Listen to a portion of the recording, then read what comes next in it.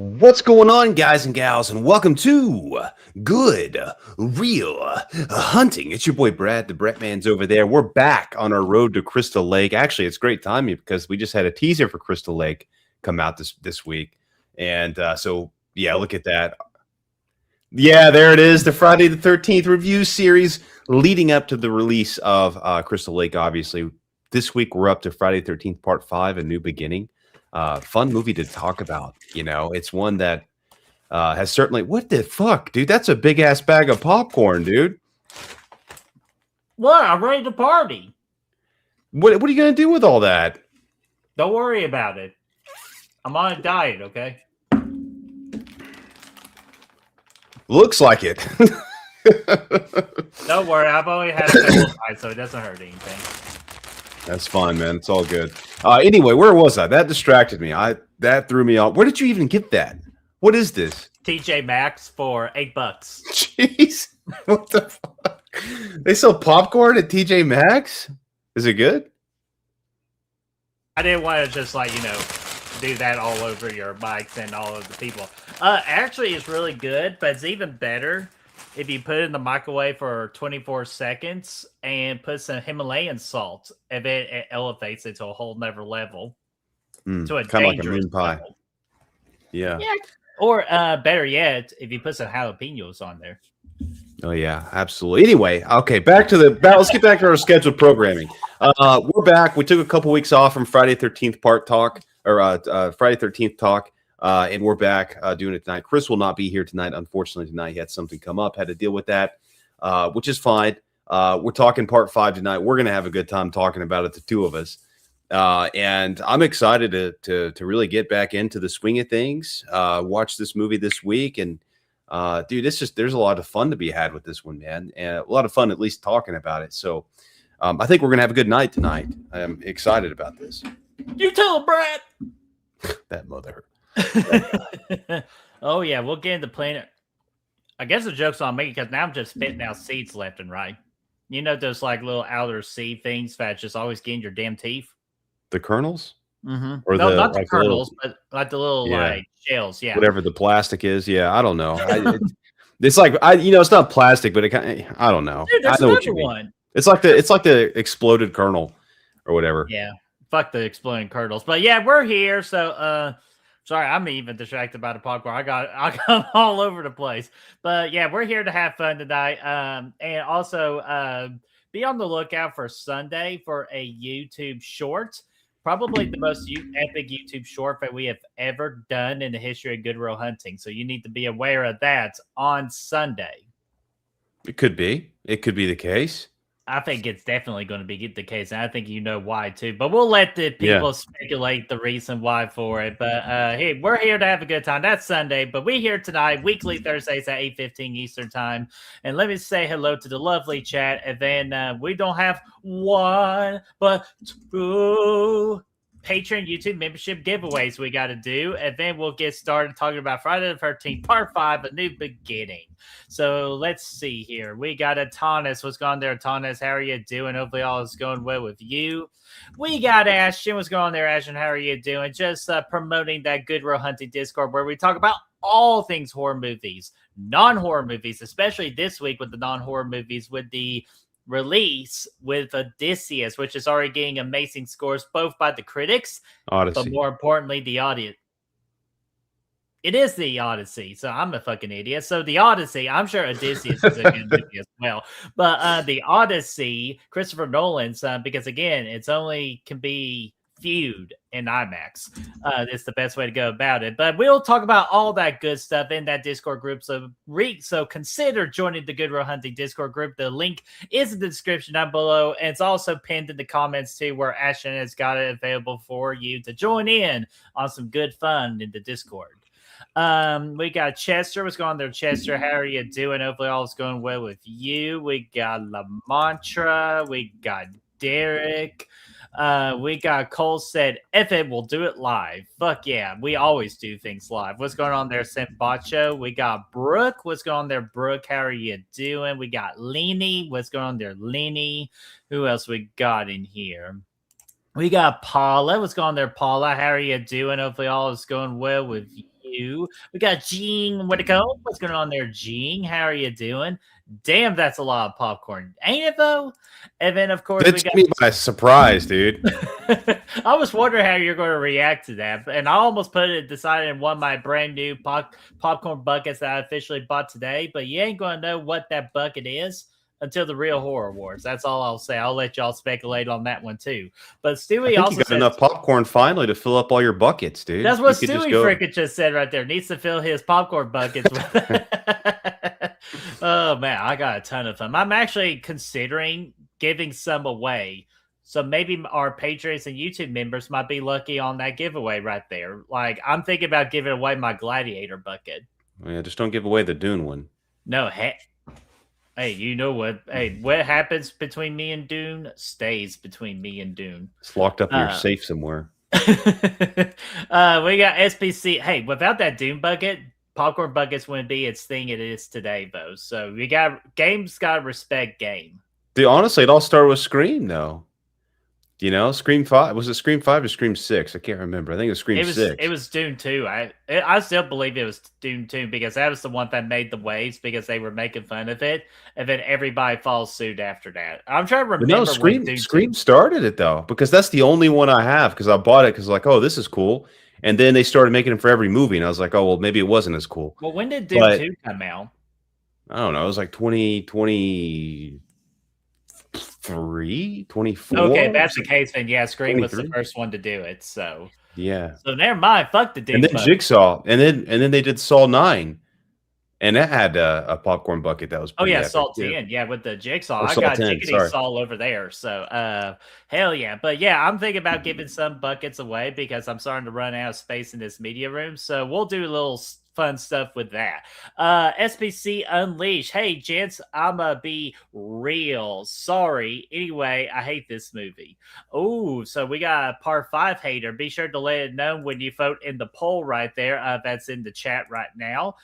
We got Gary. What's going on there, Gary? How are you doing? We got the amazing Leanna. What's going on? Everybody's amazing, but Leanna's amazing because $5 super chat, of course, saying happy Thursday, homies. Well, happy Thursday to you. We appreciate the super chat.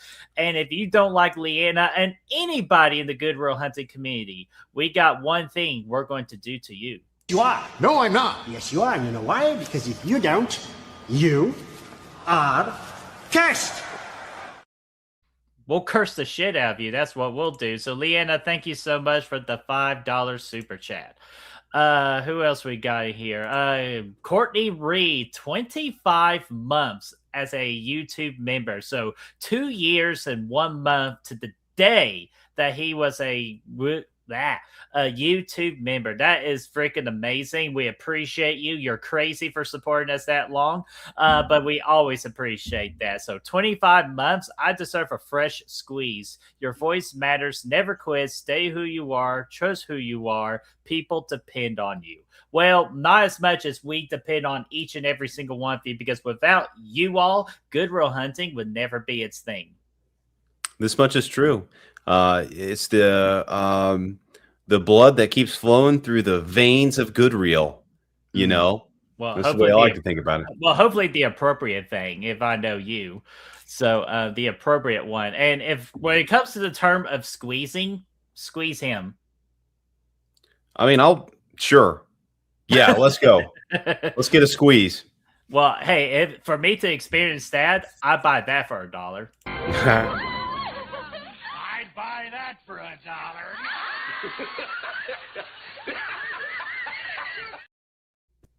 I love it. I don't care. That's always going to be the best super chat in my opinion. But so Cody Reed, thank you so much. Who else we got in here? I don't want to make sure I miss anybody. Ashton and Chester are saying 23 with the Doom bucket. So that means you're right, Brad. That Scream had to be the first bucket because it was from 2022. Let's see here. We got Gavin. What's going on there, Gavin? How are you doing? Not enough people voting for A for my liking. Well, Gavin, I have been seeing your takes for the Planet of the Apes trilogy that you've been watching right now. So you should be giving that series an A. So you give it an A. I'll convince the chat to give Friday the 13th Part 5 an A. How about that? Let's trade for a trade, a spade for a spade. Dude, Planet of the Apes, though, kicks a lot of ass. Kicks a lot of ass. The best, probably, honestly, the best trilogy out there in the game. It's on the short list for sure. I mean, it's hard to beat the original Star Wars. That's a tough one to beat. I mean, it would, it's a whole. Yeah, I mean, obviously, I think a lot of people would say that. It's not necessarily my cup of tea, but I think a lot of people would probably put that at number one because that's the one. Chipmunks. Which Alvin and the Chipmunks, Birdie? What, you've been eating too much popcorn, man? Sorry, I've been having a headache all day. So, I mean, me too, man. Me too. I feel that. You know what would fix it? Moscow Mules. More popcorn. No, I'm just kidding. I can't have it because I'm saving my cheat day for Sunday. So guys, save it there. So that is all that I see there. For anyone else that pops in, we'll be sure to say our hellos to you. And real quickly, as I pull up this wheel right here, well, first off, gotta get our boy Cody Snyder. I believe Cody Snyder is somewhere in Tokyo right now. I've been following his Instagram story. So what's going on there, Cody Snyder? So just pop it in and say hello before venturing out for the day. Yeah, because it's dark here and it should be bright as day over there, my friend. So enjoy the land of the rising sun. It's not dark though, dude. It's bright as day here though. Well, you're in the great white north, so I don't want to hear it. I wouldn't say that. But anyways, so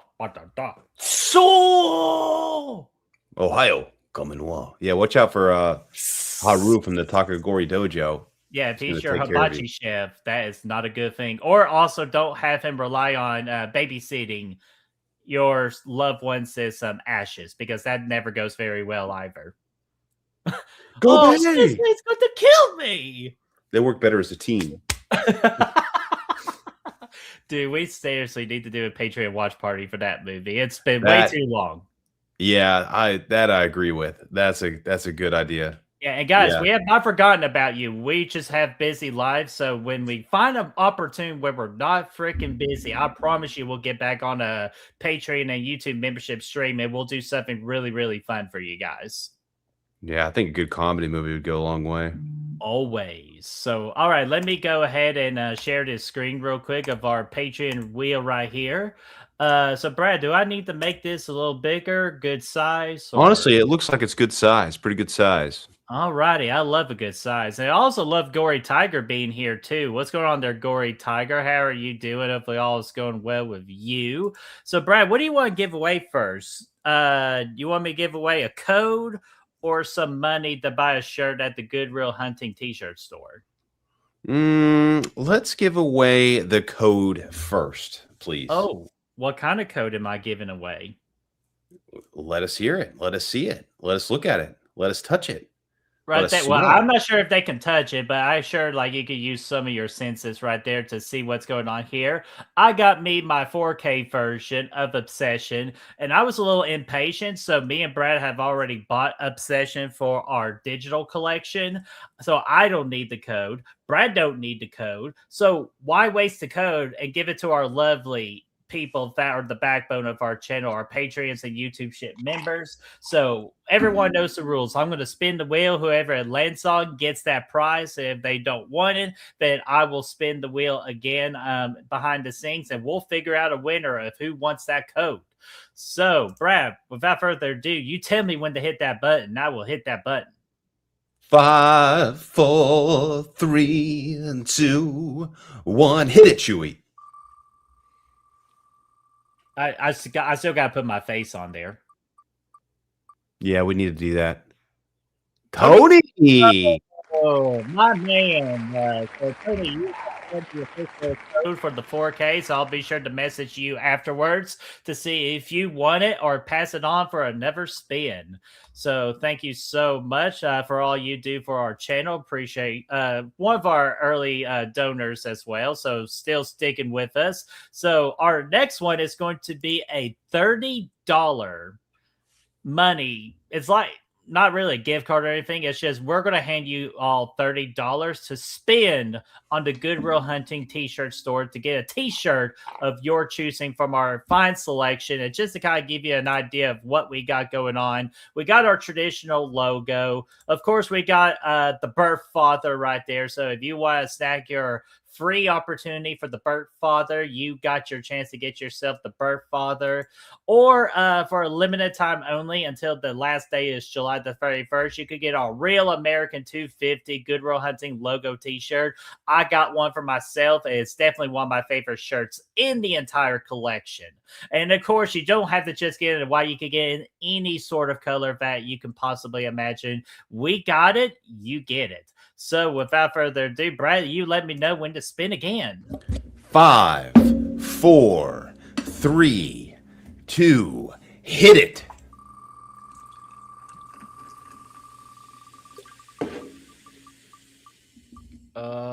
Brendan the Builder. Hey, One of our welcome. Climax and IMAX tier people. Hell yeah. So Brendan the Builder, thank you so much for your contributions. You got yourself $30 to spend at the Good Real Hunting t-shirt store, which that link is in the description down below if you want to grab your Good Real Hunting new era swag, which coming soon is the Good Real Hunting logo for this upcoming October for our 6th Good Real Haunting special. Absolutely. I think let's do it, man. Let's absolutely do it. Oh, yeah. And we also got the fantastic Oracle here. What's going on there? Fantastic. Hopefully you are doing fantastic, my friend. And so without further ado, let's go ahead and start our show of the evening. And let's talk about some Friday the 13th Part 5, A New Beginning. Let us know what you think about this movie in the comments section. And we will, or in the chat, that is, and we will highlight your stuff right there. And so without further ado, Brad, where do you want to start? Look, there's a lot of places you can start with this discussion, and I think I know just where to do it. The first thing I'll say about Friday the 13th Part 5, A New Beginning, is it's really the last movie in the franchise that kind of carries that original Friday the 13th flavor with it. You know, I feel like it shifts after this movie. And it's not necessarily a bad thing. Like, you know, Jason Lives is my favorite movie in the franchise, so everybody knows that. So it's not necessarily a bad thing. But this is the first one that kind of still feels the same as the first movie, you know, as far as production value, as far as, you know, the style that they make it. You get a lot of POV kills, first person kills in this, all that cool stuff. But I will say this, with that being said, the most atmospheric part of this movie is the part that they filmed in Corey Feldman's backyard in the very beginning, the first like 3 minutes when he's chasing, he's going through the woods, when the Corey Feldman cameo, when he's running through the woods and he comes across Jason getting buried up, or dug up, I should say, which obviously maybe inspired Jason Lives altogether. I don't know. It could have. It's kind of the same way. Jason, because they kind of look the same. Yeah, it's the same way Part 6 opens up. I thought the sequence tremendous. Honestly, all of it. Corey Feldman run through the woods, Jason getting woken up, the Jason that wakes up and gets buried, dug out of this grave, looks good. I mean, I think this Jason is amongst the best in the franchise here. I mean, like, you know, like not the best, but you know what I mean? Like he's definitely one of the stronger looks. He comes up, slays a couple fools, chases Corey around for a second. Nice little dream sequence. I thought it's tremendous. It's vintage Friday the 13th stuff right there. No, dude, absolutely is. And before I get my thoughts real quick, we got Destiny. What's going on there, Destiny? One of our wrench women. So we always got to say hello to our wrenches out there. Men and women, that is. So Destiny, hopefully all is going well with you. And hopefully you are surviving that extreme heat that the Zona has to provide. Let's see here. Yes, Brad, what we talk about the Jason at the beginning of the movie, because you remember we did the tier list. Was it the new era that we did that Jason Voorhees tier list? I think so. I'd have to go back and look. It might have not have been, because we started with the Michael tier list. I want to say it was. I could look on the next topic while you talk ahead. I can look that up potentially, because I want to say it was the new era. But regardless, though, we spoke very highly of this look of Jason Voorhees, and I actually have an interesting theory, or just an interesting little idea that I wish this movie could have been.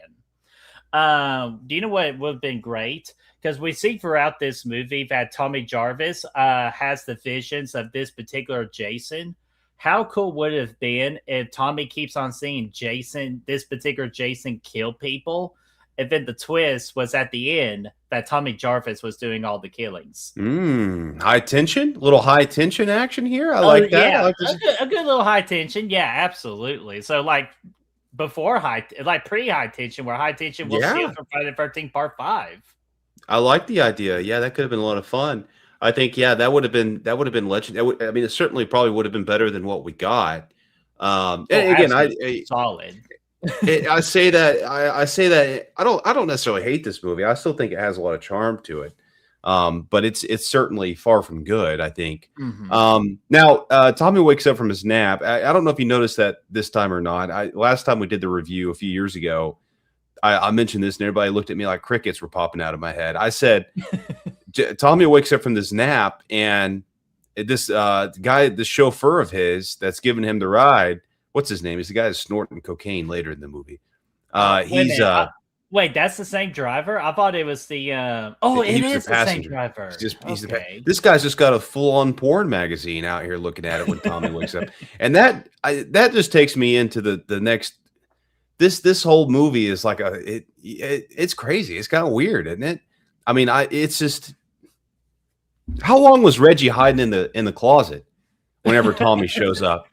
Do the trend of this whole franchise right now is people just waiting for a long period of time. We have Ralph hiding in the freaking shack. I'm waiting for Alice to open the door. We have freaking oh my god, his whole world Shelley. is in there. Shelley was hiding in the freaking lake for however freaking long. The guy thought Sam was hiding in the middle of the lake for so long, waiting for him to go get her, and now we got freaking Reggie the Reckless. What kind of freaking trend is that? Like the hidden joke in this franchise? Dude has been in the closet for weeks. I think, I don't know how long he's been in there, but he was ready to scare people with spiders. What if Tommy never showed? What if they had a flat tire on the way? What if they changed their mind? I don't he could have been in there for weeks. This guy. I just, that this whole franchise is people hiding. You're right. It's people hiding in places for hours, days, weeks, even, it seems like sometimes. It's every movie at this point. Are you afraid of spiders on streets? No, dude, seriously, though, dude, that's so crazy now when you actually think about it. And so that had to be, we need to pay attention as we're going forward with this review series to see how long they keep up with that trend, because from my memory, I don't think they've done it in Part 4 or Part 2. So it's just 1, 3. Holy crap, they're going in odd numbers, so we need to pay attention to Part 7. Well, it's definitely Jason was doing a lot of funky hiding in Part 4, though. That dude was at the bottom of the lake for hours waiting on Veronica to come out to the raft. So and then he was waiting. So this guy did a lot of waiting. This is going back to Part 4. This guy was doing a lot of waiting around because he was at the bottom of the lake waiting for what's her name to come out. And then he was in the basement waiting for Rob to come in there. And then he was on the roof randomly when that twin popped out. It's like, how long are people standing in these places waiting for people to show up? And what happens if nobody ever does? Do you feel like an idiot? Do you just go home at that point? Do you continue the killing spree? I don't know. Dude, well, we got our next skit idea. I'll tell you that for sure. It's just like what Jason does before his killings. Hey, get some DoorDash. Swipe left, slap left, slap left. Ooh, I like to kill that person. Slap right. That kind of reminds me of a scary movie. But no, regardless, though, Tommy wakes up from his nap. He gets to this brand new, kind of like an institution where they take people in. They try to I wouldn't say the word rehab them, but they try. Whoa! We didn't show our ads. Oh my God! What? Yeah, thank you, Cole. Thank you, Cole. That's why Cole is awesome right there. So, yeah, I guess we got so excited that we want to talk about this movie. We definitely do need to get to our ads, and this one is ad friendly here tonight because it's just me and Brad. And plus, it's been 2 weeks since we talked about the Road to Crystal Lake right here, so we have to provide you with more ads. So, Brad, you're going to go ahead and take on this next one. This first, our episode tonight of Part 5, episode 25 of Good Real Life is sponsored by So that's what made me think of it, because you're talking about this youth development center, and I was like, oh, well, we had an ad for this. So yeah, Pinehurst Youth Development Center. This place, if you have anger issues, they'll give you an axe. Okay, they'll let you go to town on people just to get that anger out. They're here to cure you. They also have chocolate bars. The two go hand in hand. I think you can do a lot of good things. They don't just talk it out there; they chop it out. I think it's good. Cool location here. I always liked the house. I thought it was cool, especially in the video game. Yeah. But yeah, I love it, dude. You got to go Pinehurst Youth Development Center, helping troubled teens become excellent adults since 1985, baby. Or if you fail, you get to leave in a body bag. You got that right. And our next official sponsor is by Vinny and Pete's Auto Repairs. We don't just fix cars, we keep you alive. Yeah, what in the world are we going to do if it wasn't these for two guys? Because me and Black Beauty were driving to Knoxville one day, and our car broke down, and I thankfully was near Camp Crystal Lake in Tennessee, and I called up the boys at Vinny and Pete's, and they came out. They gave me one of them gave me a little jingle going, the rat-a-tat-tat, the rat-a-tat-tat-tat-tat, while the other one was just fixing the car. So, that extra motivation, getting some entertainment while my car was getting fixed. And also, just because I'm a loyal customer itself, I got that free air freshener with every single repair done. I bet one of them was holding a flare with his mouth just so the other guy could work in the dark. Dude, that's how freaking entertaining they are. Like, I think that's just so awesome. Like a road flare, like it's very ballsy, but very entertaining stuff. So the next time you need auto repair, call Finny and Pete's. They got you covered, because we'll get you rolling before your roadkill. Oh yeah, it looks like Ethel and Junior, they're hiring. They need some help, man. You can clean some pig sties, collect some ingredients for Ethel's famous stew. We're spying some teenagers out in the woods when they're getting a little frisky. That's what they do. In case you didn't know, Ethel runs Pinehurst, the area around it. Crystal Lake, Junior gets it done. This is a match made in heaven right here, man. I love it. I think these two have a lot of things going on. As you can see at the bottom, Ethel and Junior, they're not affiliated with Pinehurst. In fact, they quite hate it. They don't like being next to this place. Yeah, they're ready to kick a little bit of ass, but they need some help to do it. But they don't like competition. That's their problem. But actually, Brett, I heard a story about you. You tried to apply for a job, and Ethel just really came out just saying, "Who are you? What the fuck you want?" She did say that, but she did end up giving me the job. Did you have to clean the shit out of the chicken coop? That's where I started. Wait a minute, Brad. That's why you got fired, didn't you? You've been fucking them chickens. He called me a chicken fucker. You've been fucking them chickens. You've been fucking them chickens. You chicken fucker, you. But if you're ever looking for a job, they're hiring. And of course, if you got a great appetite, you need to check out Demon's Enchiladas. Ooh, baby, so good, it's sinful. And dude, they got the greatest special of a lifetime right now. If you buy 2 enchiladas, I want to repeat that. If you buy 2 enchiladas, get a roll of toilet paper for free. And look, it has even that freaking logo right there too. So you need to check that out and get you some cool ass toilet paper, because trust me, you're going to need it because of those damn enchiladas. Honestly, dude, I'm not gonna lie. Those enchiladas look fantastic. Really, they got a couple jalapenos on there. I'm sitting here thinking about it. I didn't even told it to put jalapenos. It just did it, just knowing that it's trying to sell you. Oh God, I would devour those. I would take whatever risk that's necessary to eat those, man. I like this, dude. That's fantastic.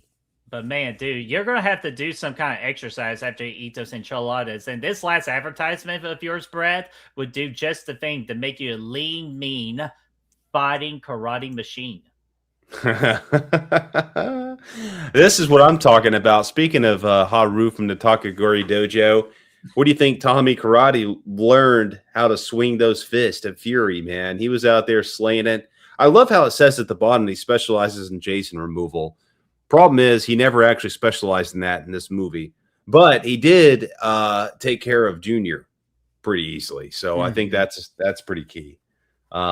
This dude, Birdie, this guy, he doesn't say a word the whole movie.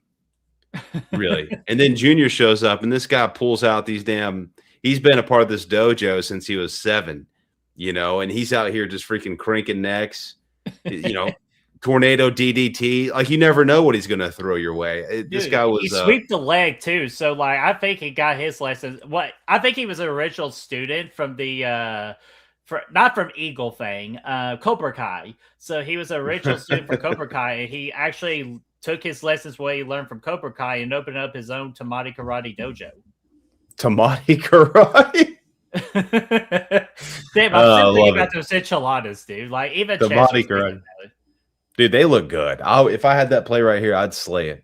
Even if that meant I'd be running to the outhouse by 7:30. I guess probably like Pacific time or something, because it's past 7:30 here. But yeah, either way. No, yeah, absolutely. I love it, man. A lot of good things in this movie to make fun of, obviously. Sorry to cut you off a minute ago. You were talking about Pinehurst. I just realized we didn't do the ads. But go on. You stopping me. Yeah, absolutely. So go on with what you were where you were going with that, if you remember. All I was going with that is that we're going to Pinehurst, which is like Brad said, it's a youth center where we help troubled people like with bad trauma experiences. I've been trying to what word am I trying to think of? Like, not rehab, but like rehabilitate. I'm being stupid. Yeah, right, that's now. The one. That's where you fix your tibula. Yeah. No, rehabilitate. Yeah, retail. Yeah, I can't say that word, so fucking forgive me on that. Anyways, we're trying to fix these troubled people to try to get them back into the real world. But the only real problem with that is that why the fuck would somebody with anger issues and say like, all right, you got anger issues. We got to find a way to get anger out of you. Hey, I got a fucking idea. How about you chop that wood over there with an axe? Here you go, buddy. Like, what the fuck? Who the fuck are these people? This place is a fucking circus. That's what I picked up on. That's what I picked up as soon as we got in here. This place is circus. It's all next to Ethel's place, and I get her frustration. Honestly, you think about it. This place is fucking crazy. There's 2 people in here that's in here strictly because of their sexual desires. They can't stop going off and fucking. You got anger guy with an axe. Of course, they're allowed to do so. And you got the anger guy with the axe. They got fucking candy bars out the ass. Did you see when Joey came out of the house? Did you see how many fucking chocolate bars he had? Dude, every pocket. He looked like Dr. Chalice in the skit we did with the beard. He had chocolates sticking out of every pocket, dude. He had his back pocket, side pocket, shirt pocket, jacket pocket. He had chocolate sticking out everywhere. This guy was it was in his white pants. He was carrying chocolate. He had white pants on, and he had chocolate bars sticking out of his pockets. This place is crazy, and it's like, what the fuck side of the lake are we on now? We've gone so far. There was a summer camp over here. There was a private cabin over there. There's Airbnb. A couple cabins. Now all of a sudden we're on fucking Circusville Campus Lake. This place is crazy, dude. Tommy shows up and he turns into Fish Boy within 5 minutes with his mask. I don't know. It's crazy, man. That's crazy. Just a guy with anger issues is allowed to have a freaking axe on him. Like you said, Joey with obsession of chocolates, and they got to try to overcome his obsession with chocolate so he can go out to the real world and not harass people with chocolate. But you got 2 fucking horny people trying to, like, even though that was an easy fix right there, you should 1 cut the tube and 2 cut the balls. So that would have fixed that situation if you would have asked me. And then we got the freaking girl who's just obsessed with Detson. And then you got a guy who just like talking like Billy Boy from freaking It. And then I forgot what her obsession was, but oh yeah, from being a fucking jerk to fucking people. Like, that's what I think her problem is she just doesn't want to be with a nice guy. But yeah, this place is freaking crazy. And do you know who I blame for all this? I blame Pam and the other guy, because they're the ones that run the establishment.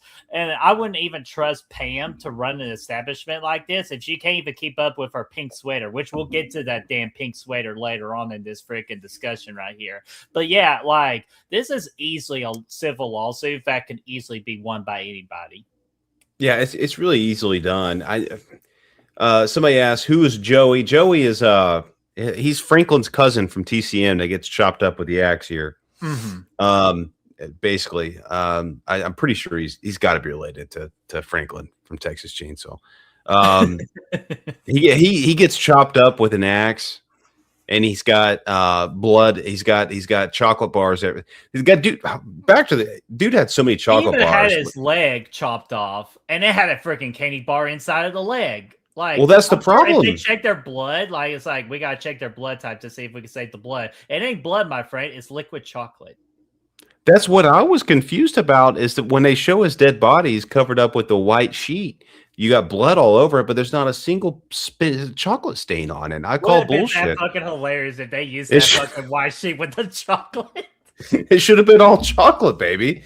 We saw this guy's fucking pants. He had 12, 19, 13 chocolate bars on him, man. There's not a chance one of them did get nicked. I call bullshit. Now, here's what I'll say. Okay, so that happens. The paramedics show up. They're there, and you get the whole talking to me bus with Roy. That's when we see Roy for the first time. Quick, Derek brought that up. I believe the guy who plays Jason was also the one of the Michaels in Halloween 4. That is absolutely correct. That is Tom Morga, and the other famous Brett. Actually, I'll ask you this before I spoil it for the chat. Who was the third horror icon that he played?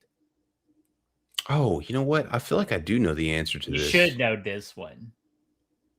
I'll tell you this. You don't have to think of the movie. You just have to think of the horror icon, because I cannot even remember the movie right off top hand. I feel like I've seen this somewhere, either in probably the documentary here or something. But I cannot remember. I did know he played in the Halloween franchise. Because he was like a stunt guy or whatever. Yeah, because he was Bandage Michael Myers. Michael Myers, yeah. So he was probably I don't know. Tell me, spoil it. Tell me. Let me know. All right. Well, Chester got it, so I'll give Chester the credit here. Chester credit? He played the good old Mr. Leatherface. Ooh, Mr. Leatherface. I just forgot which movie that's the thing. I forgot which movie, though. That's the part that pisses me off, because part of me wanted to say part 3, but I don't think it was part 3.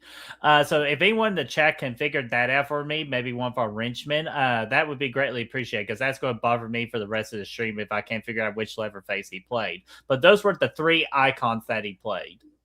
He's a trifecta. So I thought it was like, when you rewatch this movie, I think it's, when you rewatch it, it's fairly obvious that Roy is going to be slaying fools. The way he shows up and he's looking all weird when he's pulling Joey up, or whatever his name is. But the first time watching the movie, I don't know if any of us were really oh yeah, Zambacho even got it. Part 2, the best one. Okay, and then Chester confirmed it. Yeah, so we knew Zambacho would know, because he loves TCM too. Yeah, he does. So yeah, I don't know. And I had this as the last cut question, but did you ever feel like this was actually Jason when you watched this movie the first time?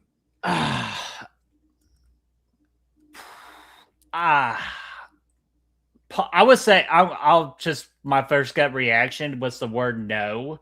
But once I saw like the blue streaks on the Jason mask, and that's when I knew that wasn't really Jason, but I just didn't know who it was. So it actually was kind of a decent whodunit. But like you said, after watching it the second time, it was 110% completely obvious, with this obvious clues that they gave out throughout the movie.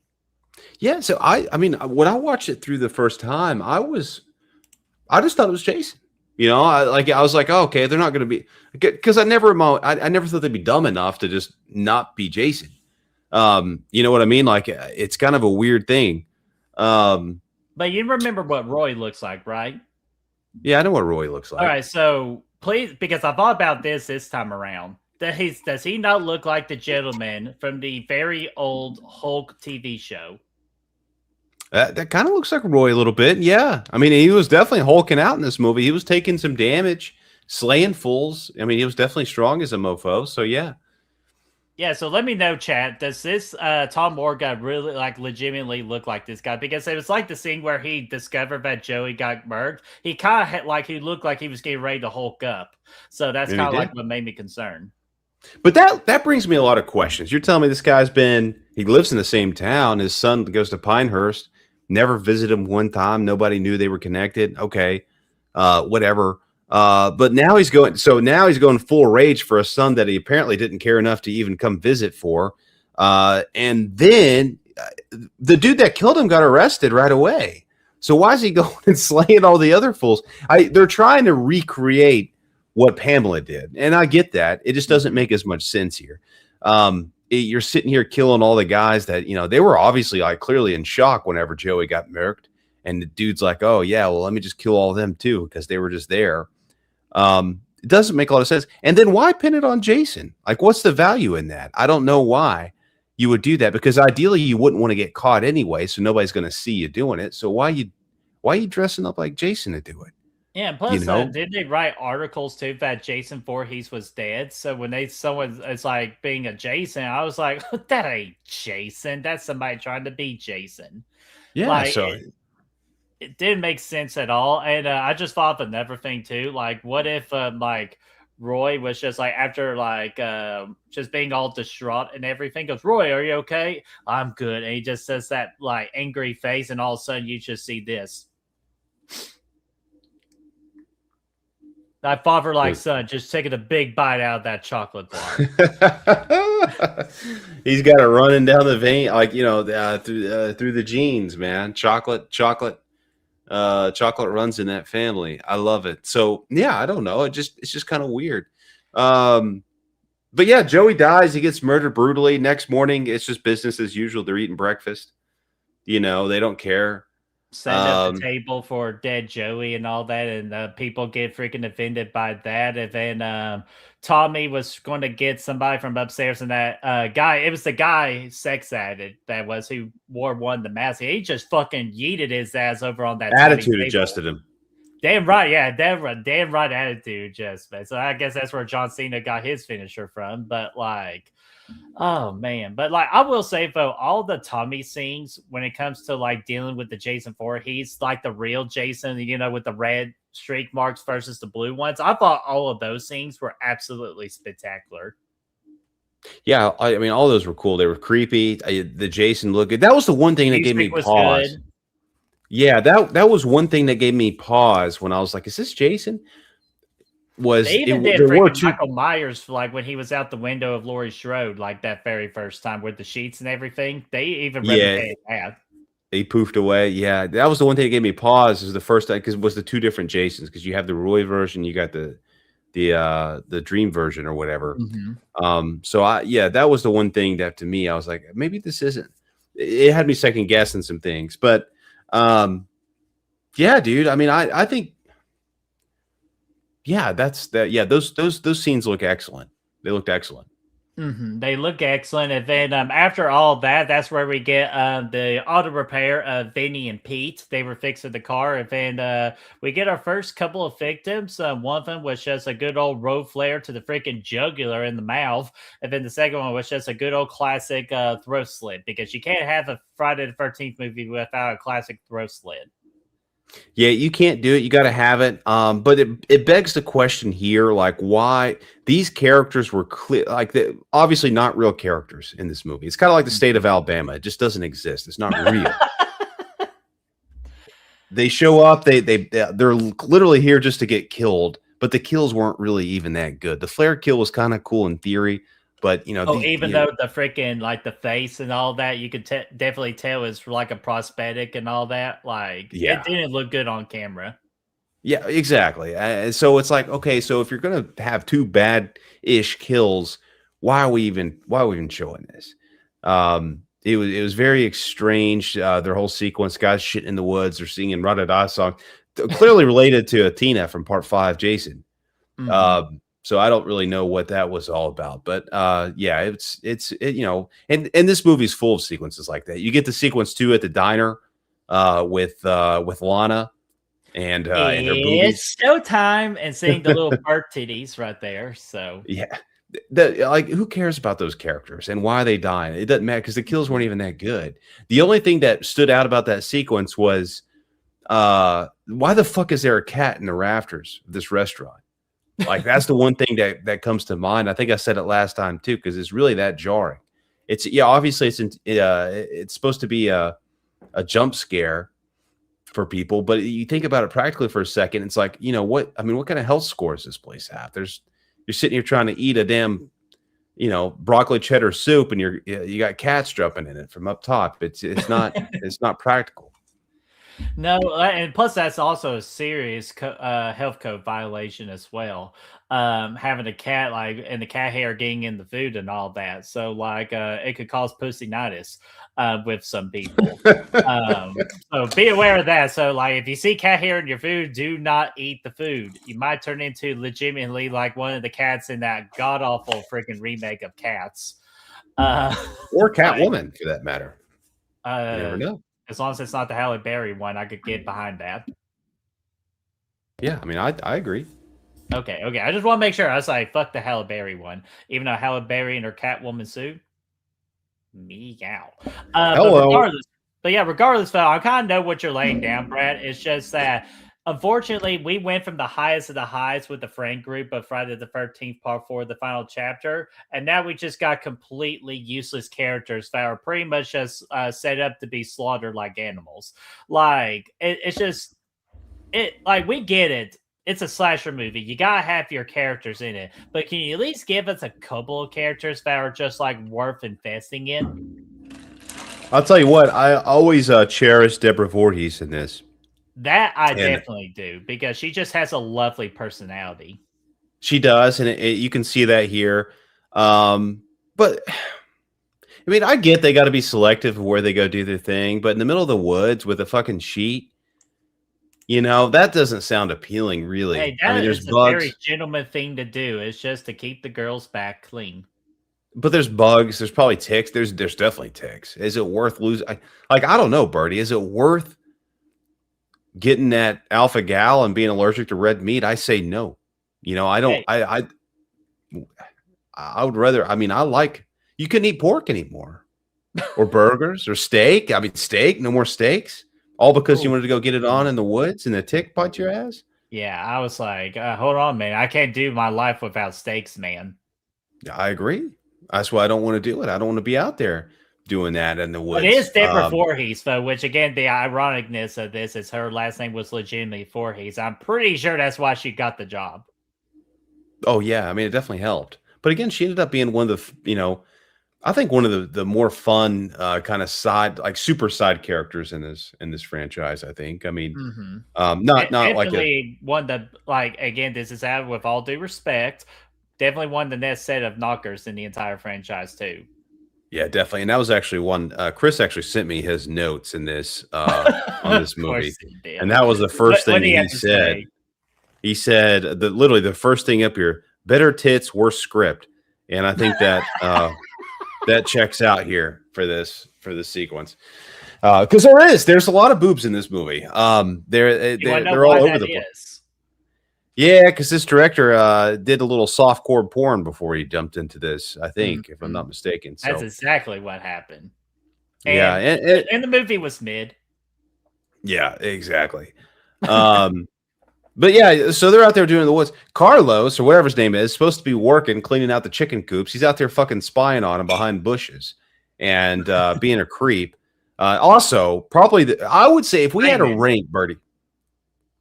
David, what's his name? I don't know. It's Raymond. Okay. Yeah.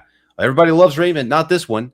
Because I think if we were to rank the top 5, top 10, top 20, top 100 worthless characters in this franchise, this guy would be number 1 on the list. Shows up for 2 seconds, gets a job, immediately killed. Literally zero personality, zero reason to be in this movie. And that's kind of the theme of this movie. You keep meeting these people that just are literally here to die. And most of them aren't interesting in the slightest. I know I called you a chicken fucker, but that guy was really honestly a chicken fucker. 100%. The only reason he got the job is so he could go fuck them chickens. I think that Cole said it right earlier. It's probably way back in the chat, but I saw it earlier subconsciously. and he said the Ethel comes out to the chicken coop, and all the chickens got their heads missing, and it's because this guy.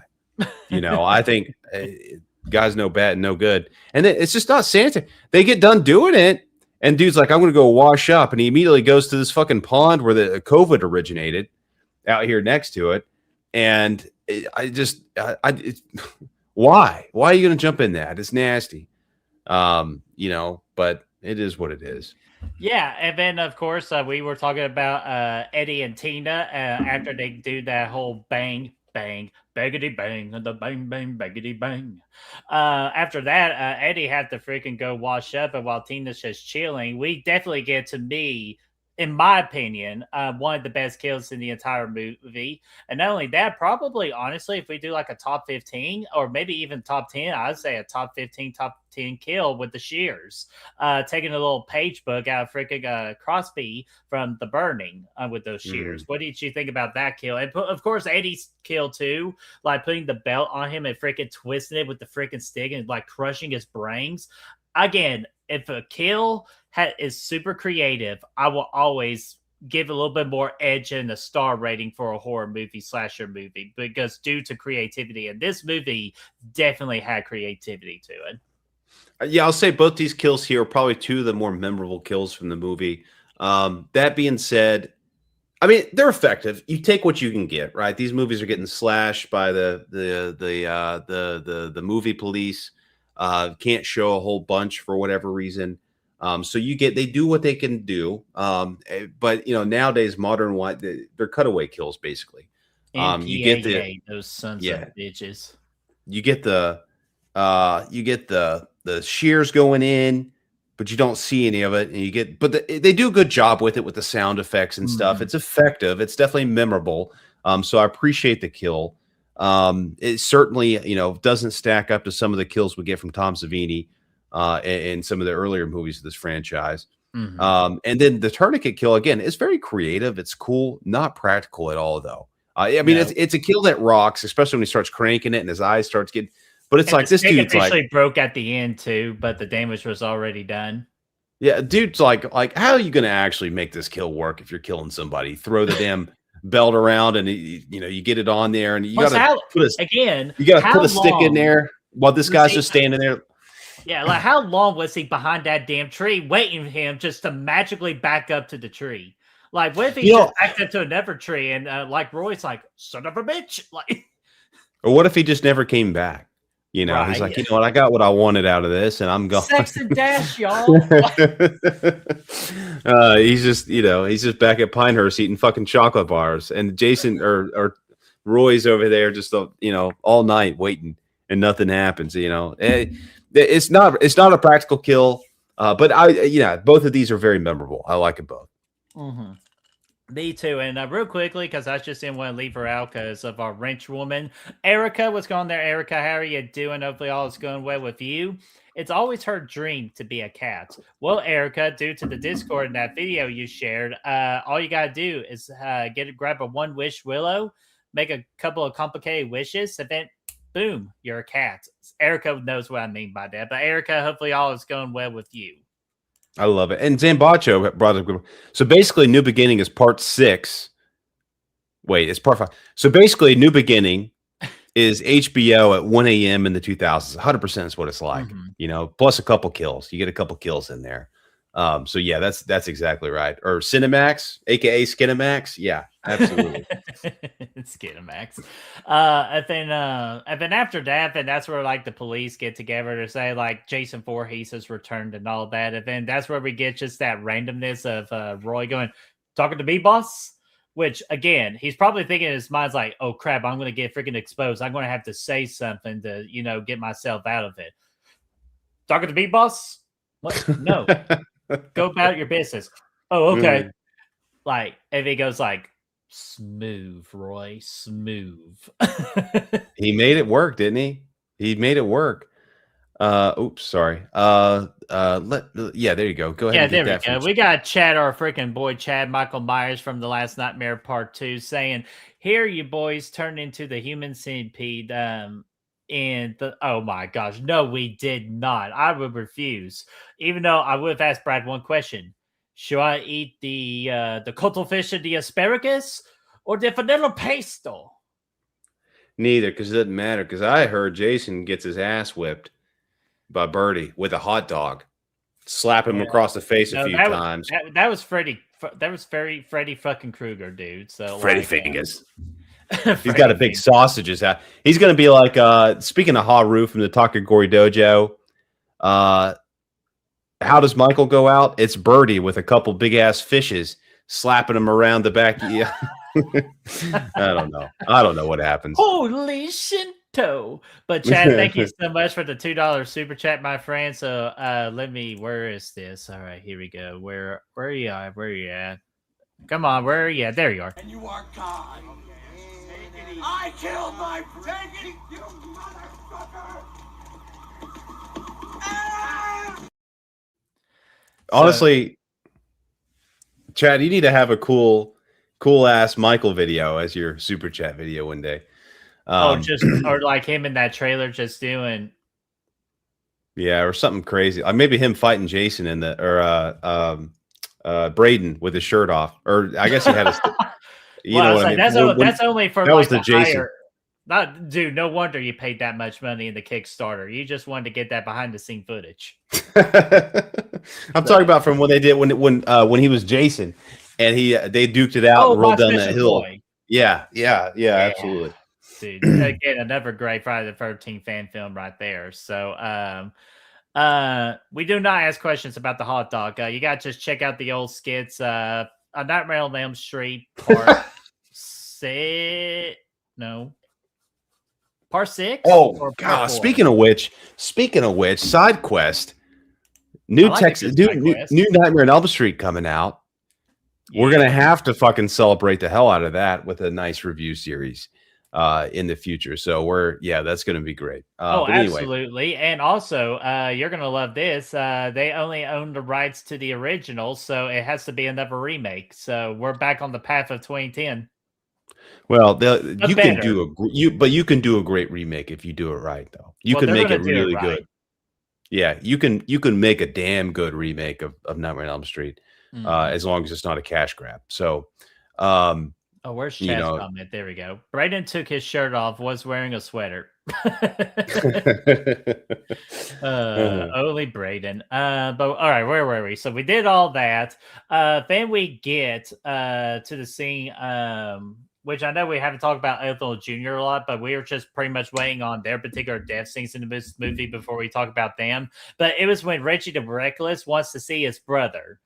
And then for some reason, Tommy gets to tag along because I guess he's just trying to get with Pam at this point. And then they go to the whole trailer park or whatever, like the camping area where the trailers are. And then we get our introduction to the greatest side character in the entire Friday the 13th franchise, our boy Demon. What are your thoughts about Demon, dude?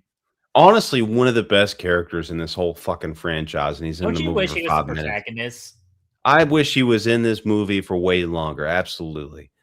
This guy is just a charming, fun dude, and literally probably like one of my favorite moments again in the franchise is the cut that it makes. This dude's running to the toilet. He's skirting. He's like trying to get to the outhouse real quick, and he looks like he's just like that. He's like, oh shit. And then it cuts to instant relief. Him just shitting. He's like, oh, it's fantastic. We've all been in the situation, You leave Taco Bell, which now they give you explosive diarrhea officially, by the way. It's not that disease. It's Taco Bell. Yeah. It's one of those things where it's like, you got to go. You try to get there and you make it barely. And it's magnificent. And we see that here in this sequence. I thought it was magical. That's like highlight of the movie. Oh, absolutely. The highlight of the movie, because we finally have like a character other than Deborah Tina to actually show some personality in this movie. Because I feel like a lot of the people in this movie had kind of like had a stick up their ass and like, kind of like how Timothy Chalamet likes to add. So I know that motherfucker. fucker. But Demon, this was definitely my favorite part of Friday the 13th Part 5 was everything that involved Demon because he had the personality. You could tell the actor was just having a wonderful time and just just making the most out of his given screen time in this movie. And plus his freaking lady friend, she was a freaking fox, dude. Even more foxier than Fox from Part 3. That's how much of a fox she was. What does the fox say? But I'll tell you what the fox says in that particular movie. Hey baby. Hey baby. Ooh, baby. Even though Chris has something in his Chris has something in his freaking book that he's currently writing on about how you're supposed to talk to girls, and kind of learned the lessons from Demon and this, and he's like, you just gotta say this to your girl with all your heart. You're gonna get it, bitch. Oh god. But that's great if we get the whole jingle of the ooh baby. Like I just loved it all, and I even love his freaking death scene too, with that freaking pole just spiking through that freaking porta potty, and freaking get Demon in the leg, and then eventually getting him in the freaking stomach and all that. Like again, all that to me was the highlight of the movie. So I agree with you. Yeah, it's I was trying to look through Chris's notes and see if he actually said anything that value. All he said was trapped in the shit or worst way to go. Yeah, that's really a bad way to go for one of the better characters. And really, back to the logic of this. Why if you're Roy, you think about this, you're already doing a lot of illogical things. You're killing all the kids that had nothing to do with your son's murder. You're acting as Jason for some weird ass reason. Why are you killing Demon? Dude's not even there. He's like in a trailer park down the street. He has no relation. I don't get it. Thing. Why is he killing like half of these people in this movie? You think he would just be focusing on the people that are running the youth center? And what's funny is the one dude that actually killed his son is still alive. He made it to jail. He's good to go. He's eating fucking corn and biscuits and shit. Like he's good. Like I don't know what he's killed literally everybody else except for the dude that actually murdered his son. So it doesn't make a lot of sense. Not at all. But yeah, Demon was played by Miguel Nunez Jr. I didn't know he was in Leprechaun in Space, but trust me, after my first experience with the first Leprechaun movie, I am not anywhere close to binge watching the entire franchise because that first movie was rough as hell. But he was in Leprechaun in Space. I definitely remember him being in The Return of the Living Dead. Chester says he was in Lethal Weapons 3 and 4, which I didn't know that. And also, you got to remember, he was the voodoo guy in the Scooby-Doo live-action movie from 2002 as well.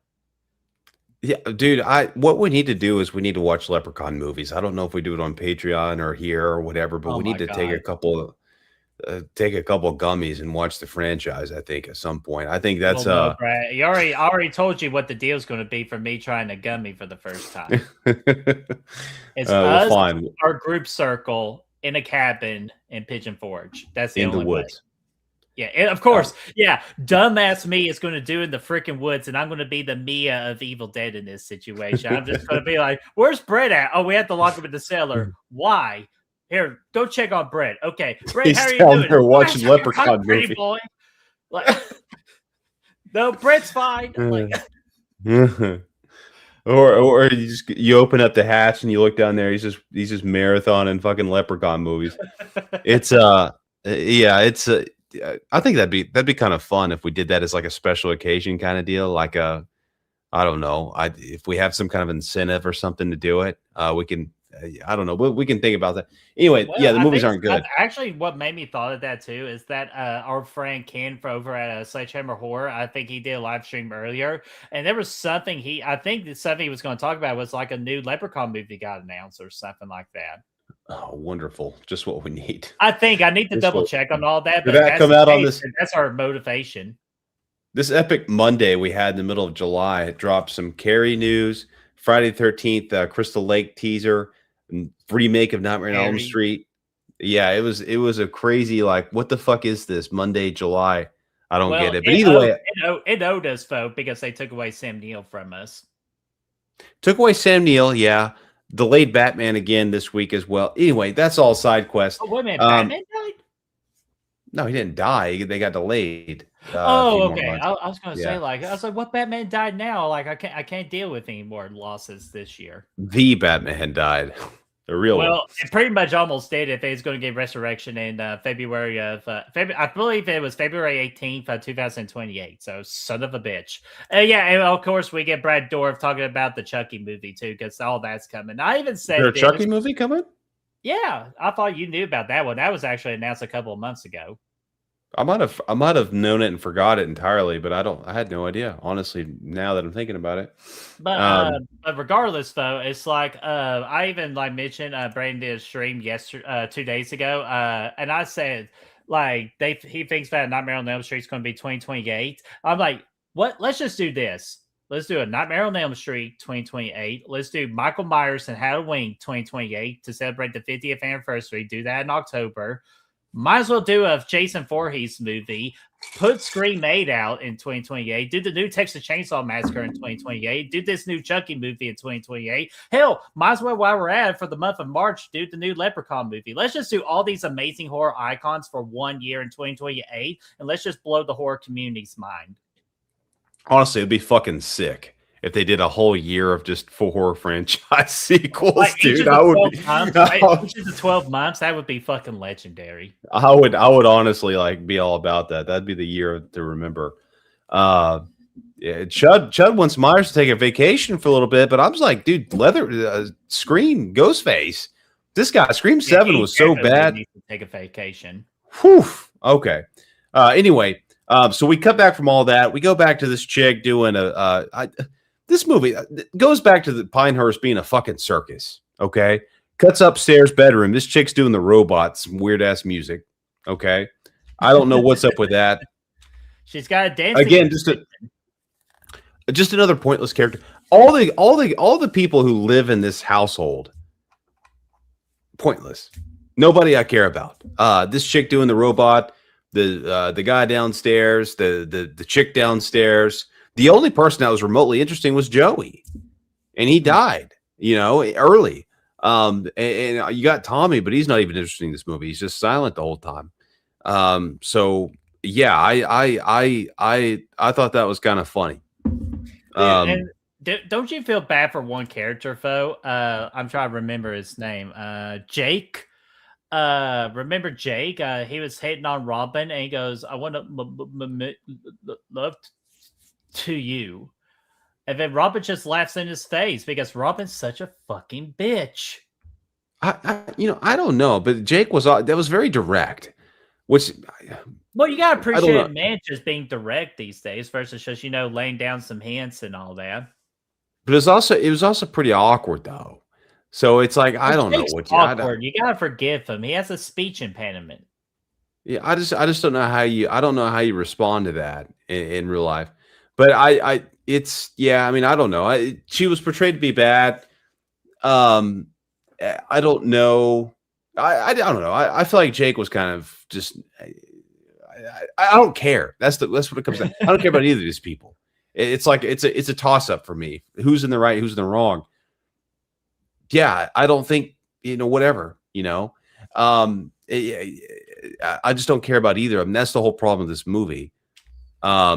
Is when it's going through the house and everybody's dying. I'm just like, I don't give a fuck. I don't care about it. The only person in this movie worth a damn after Joey, Reggie the Reckless. And that's what this movie does. Before we go into that, I just now realized this. We do need to rewind it back a bit because before all that, we got to talk about Junior getting his ass whooped and then Junior going back to his house crying for mommy, Ethel. Like, they hurt me, Mom. They hurt me real bad. Yeah, because we haven't even talk about Ethel and Junior either, because they were definitely bringing a lot of the comedy into the movie as well. But you know what? Like, it's like you said, valid crash outs by Ethel, because obviously she knows what's going on. They know that that place is like a freaking circus. Like, just not run right. Like, could you imagine how much easier all the just getting with these kids that if Ethel were in charge instead of Pam? I know, and that's why. Hold on, I got to look something up. In Friday 5, that's why Ethel she looks like she's fucking 60. In reality, she's like 40 something in the movie. The gray hair came early for her because she's living next to this fucking circus. Oh yeah. Yeah, it's great. And I think we missed the prequel, Birdie, where she stole Junior from Pinehurst. The dude is a bitch. I don't think there's any actual relation there. I think that dude wandered out in the woods one day, and Ethel's like, "I'm going to take you home and give you stew," and then they became friends. What if Ethel and Pamela Voorhees were really good friends, and then Pamela's like, "Hey, if you want a child so bad, but without the sex, do what I did, and I stole this random kid named Jason. So you need to like just steal somebody's child and all that in the hospital, and you'll be a-okay." And Ethel just thinking she picked the most beautiful baby boy in the world, but the moment they release the cover, it's like, "Hi, Mom!" Like, maybe speaking that young, but you think maybe mayhaps that was the whole idea of this, that Junior was being groomed to be the next Jason? I mean, I don't know. had the body build for it. Could be the case. Could be the case. Maybe Mama Jason and Ethel were onto something there. You know, Look at Jason and Junior playing. These guys, man. It was and they played an epic game of hide and seek, and Junior don't know how to count to 10. And by the time like he was still counting to 10, Jason decided to hide in the lake. Yeah, he did. He did hide there. He's still good hide and seek champion. I'll tell you that for sure. For 30 years, he hid down there. Yeah, it's like, how in the world are you supposed to find Jason in the middle, like at the bottom of the lake in that giant ass lake? Like, no bueno. I'm so glad we got Crystal Lake coming out to really explain you and me both. I can't fucking wait. Really real quickly, what did you think about the trailer? We'll get into that. That's the last cut question I got here. We'll save it for last. But yeah, because we're getting towards the end. So now you could go back to Reggie the Reckless. I just think he's the guy. The movie clearly was trying to kind of replicate the success they had with Corey Feldman in part 4. I think by having another child actor coming in and having a kid.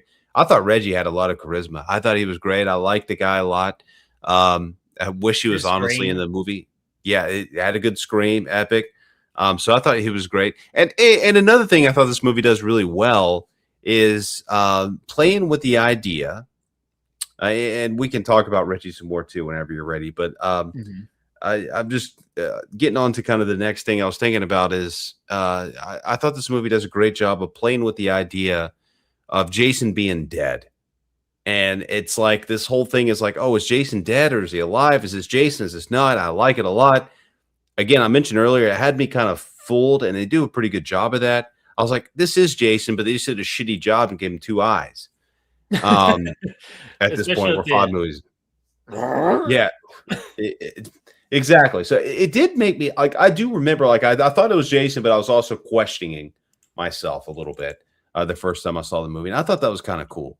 But yeah, I mean, you can tackle both those things. Reggie, talk about Reggie, whatever you want to do. Well, before that, I guess I know that's one of the first pictures that's ever going to fucking pop up here. So I want to share that real quick. Let's see here. If I do this.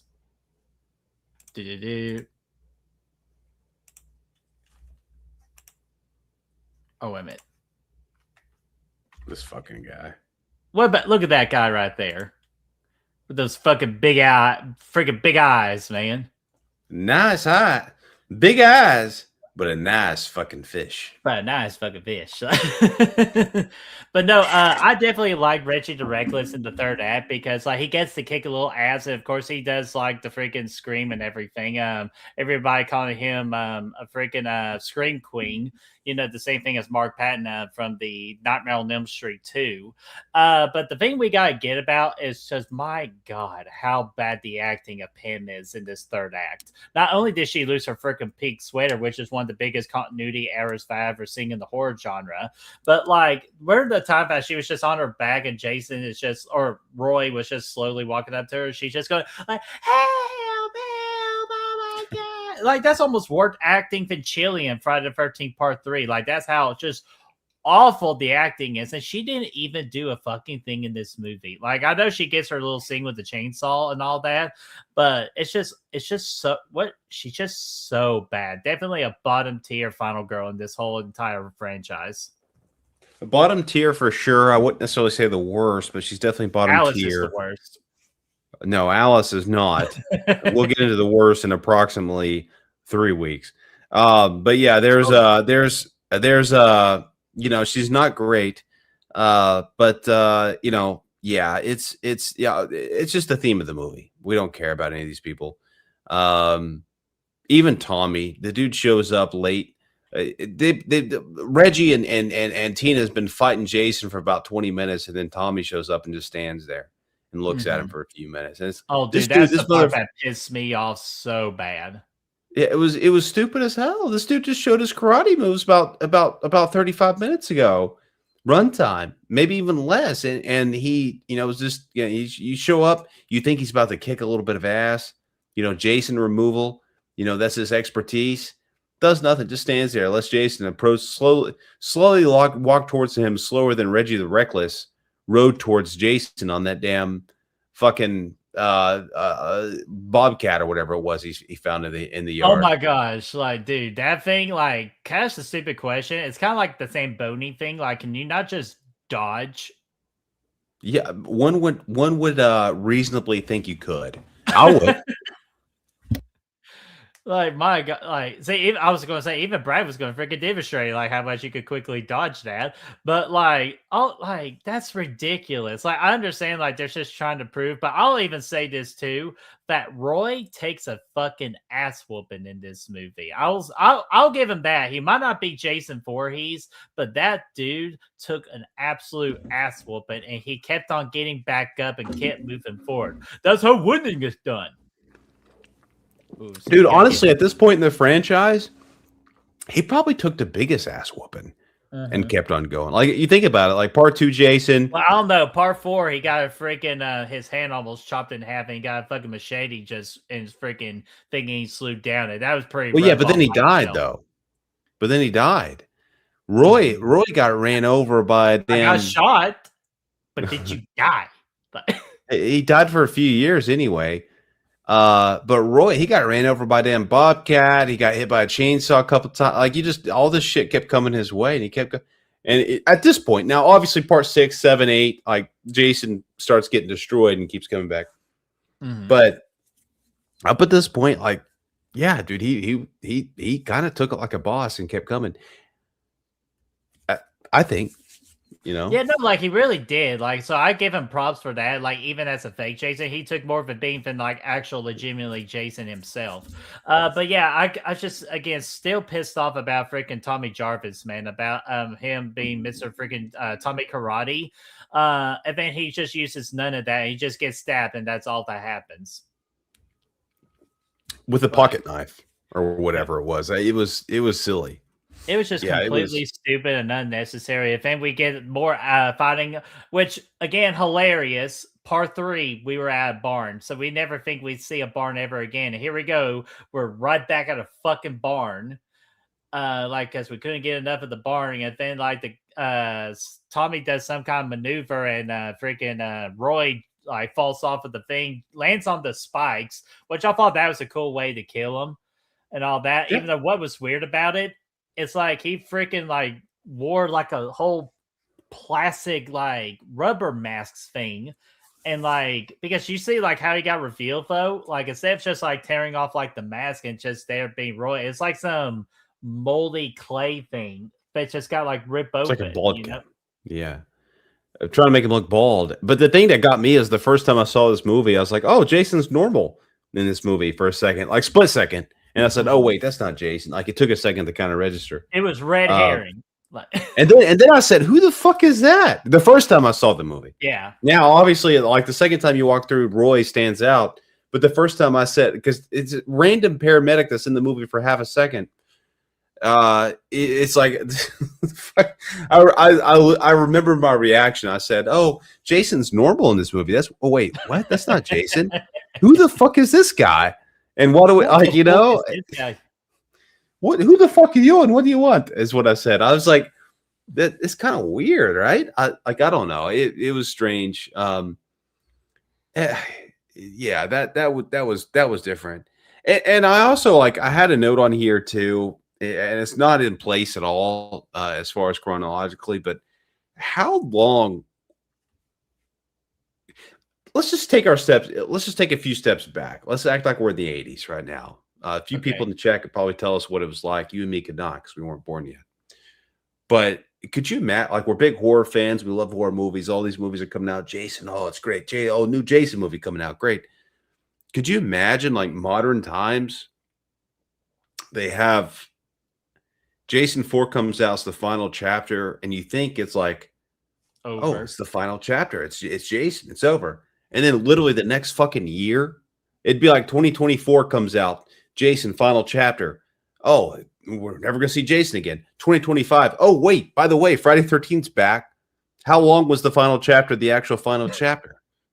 And then you go to that movie and Tommy goes from a 10-year-old to a fucking 24-year-old or whatever he was instantly. And it's like, I think he was only 14. Like, he's probably supposed to be, but he doesn't look it. So it's like, what are we doing here? I feel like we would, and that's kind of the charm, but also like the WTF on these franchises when you're watching. It's like, what if you brought those to modern times, what would it be like if you're watching this epic horror franchise take place in front of you, and it's like sitting here and it's like, oh, it's fun. And then you jump ahead to the very next. It's like literally like, you never get sequels back to back anymore. Ready or Not 2 came out this year. The first one was back in 2019. That's just an example. Yeah, and then we did get Scream 5 and 6 back to back. So I thought that was pretty interesting. Was it the next year? Was it?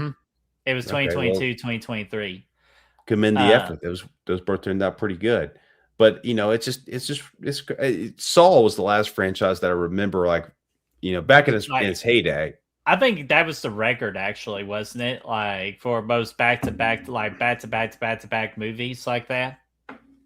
Yeah, it had to be because it was like every year for like 10 years, it seemed like, or it wasn't 10, but like 5-6 years, something like that. Right. And the crazy part about that is they did all mostly practical effects. So you can't tell me that practical effects takes longer to make a movie. Like, sorry, the Saw franchise proved it to you. You can make movies very quickly with practical effects. Yeah, you can do it all day.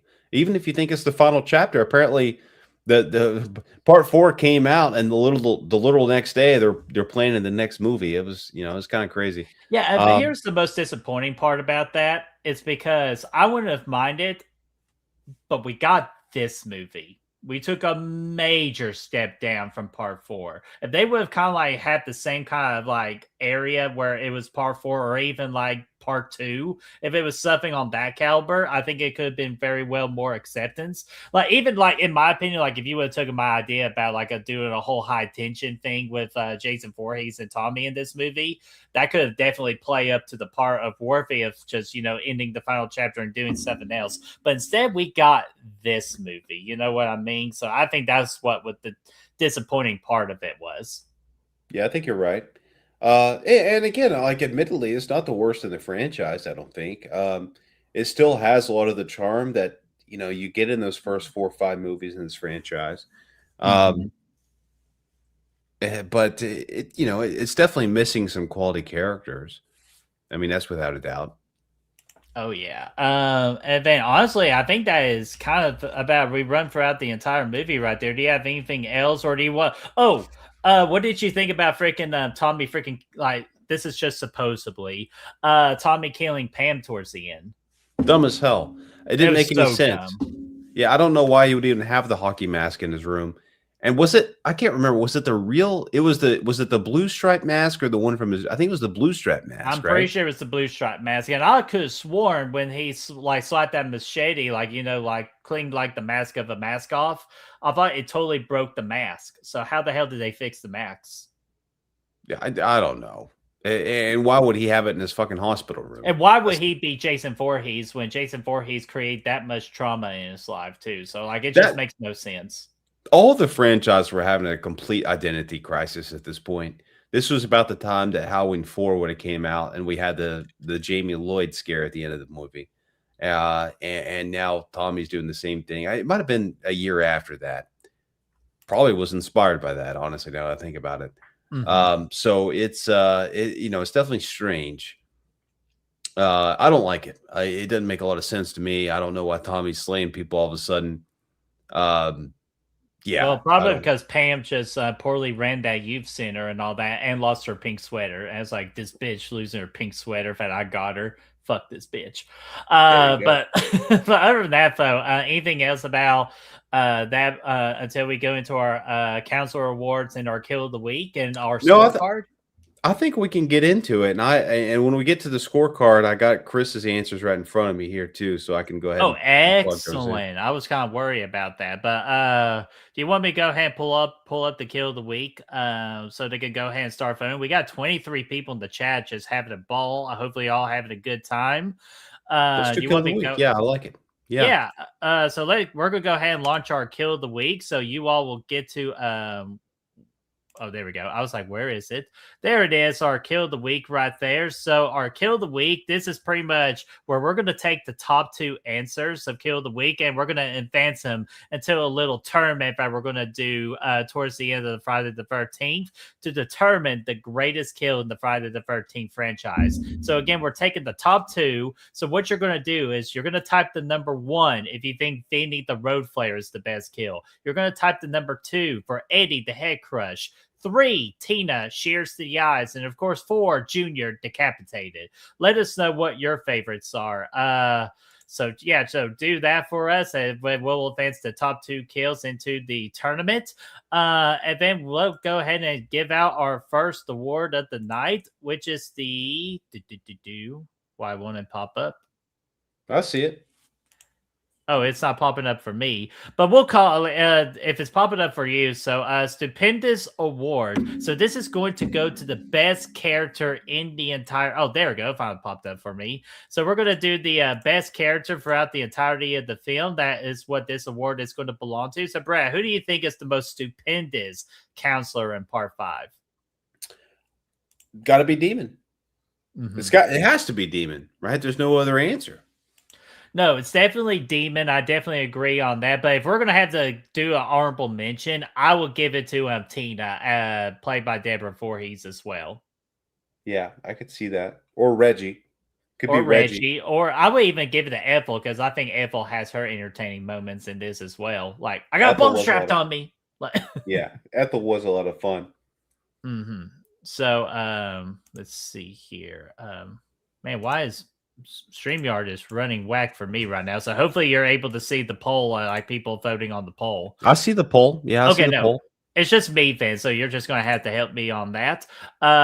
So right now we got our next award to give out. This is the Dead Fuck Award, and this is going to go to the worst character. So, Brad, I'm pretty sure we're already going to be at ingredients on who that special person gets to be. So I'll let you go ahead and say yet again, who do you think is the worst character in this movie?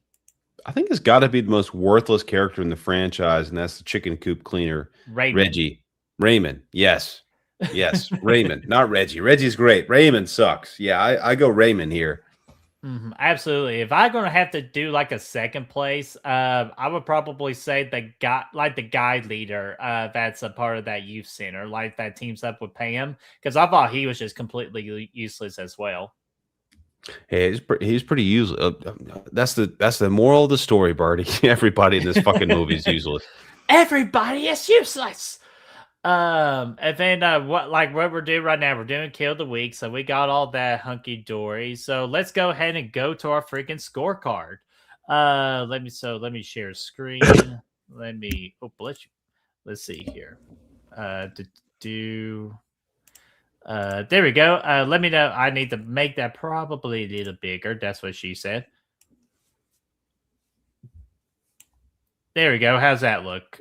That looks good. That's perfect, man. All right. Don't just ignore the total average. That's not the actual total average. So we'll just go back and forth between each other, and then we'll reveal Chris's answer at the end. So, Brad, I got it for here. What did we get? Where we gave a Jason Voorhees / Roy Burns in Part 5? I'm going to give him probably like a I'll give him a 3.7. I not horrible. Definitely takes a beating and keeps on coming. Has some creative kills. Give me bump it up to a 4. Give me a 4. Okay, I was gonna say thank God. I was like, what are we doing? Give it out 3.7. It's like I'm not. Hey, I'm not opposed to giving a. I'm not opposed to being a 3.7 kind of guy. But honestly, he does a good job. I mean, I think the look's not horrible. I don't necessarily hate the look. It's different. It's the most unique, so it stands out. And he's got some good kills. And yeah, so it's not horrible, but it's obviously one amongst the weakest. Well, here's what I'm gonna do. If we were talking about the video game Jason Voorhees from Part 5, where his weapons are both of the like the shears and all that, or what's that weapon? Like he had like 2 machetes in his hands or something like that. If that was the one we were talking about, I would easily give him a 7.5 just because that looks badass. But we gotta talk about the things in the movie. I would give the ghost like in Tommy's mind, Jason Voorhees, a 4. Combine or like a 4, and combining Roy as a 2. So overall, I would give this a 6. Okay.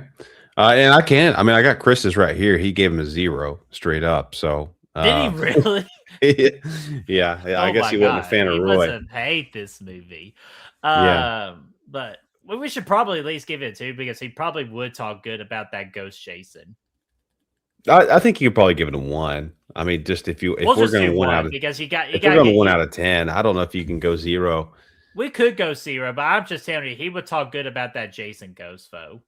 Yeah. So just a 1. So he would forgive us on that. So final guy or girl, which is kind of like Tommy Jarvis, Reggie the Reckless, and Pam. Unfortunately, I really hate to do this. I'm going to give this just a solid 3, and all 3 points are going to belong to Reggie the Reckless, while everybody else of Tommy and Pam get a big fat 0. I'll meet you exact same reason. I'll do the exact same thing. That's how I was thinking in my mind. And Chris gave him a 5. Oh, okay. Chris fucking gives him a 5, sons of bitch. Brad, what about kills?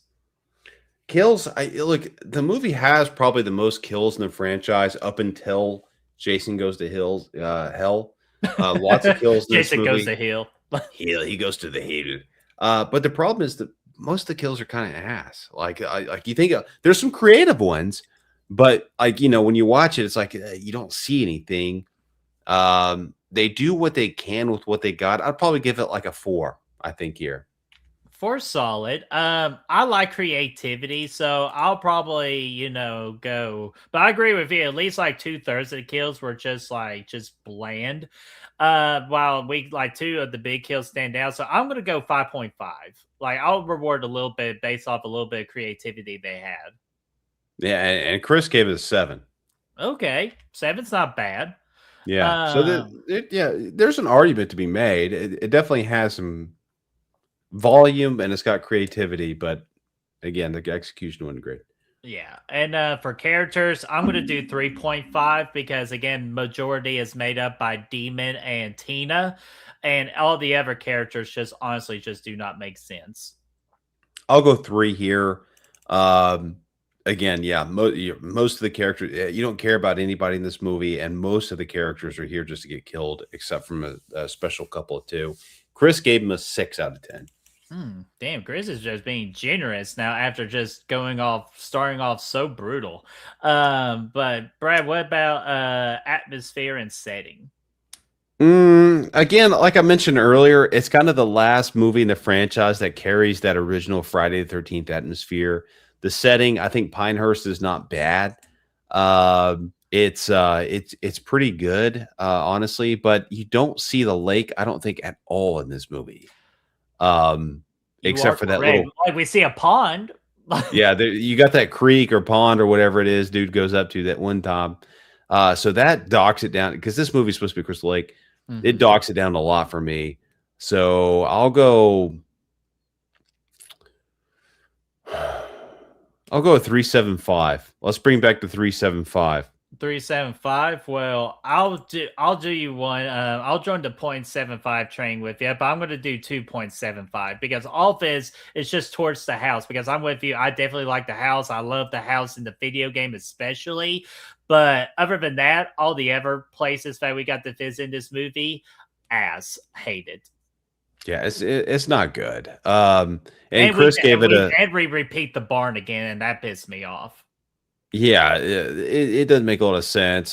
Chris gave it a 5 out of 10 here. Alrighty. And lastly, Brad.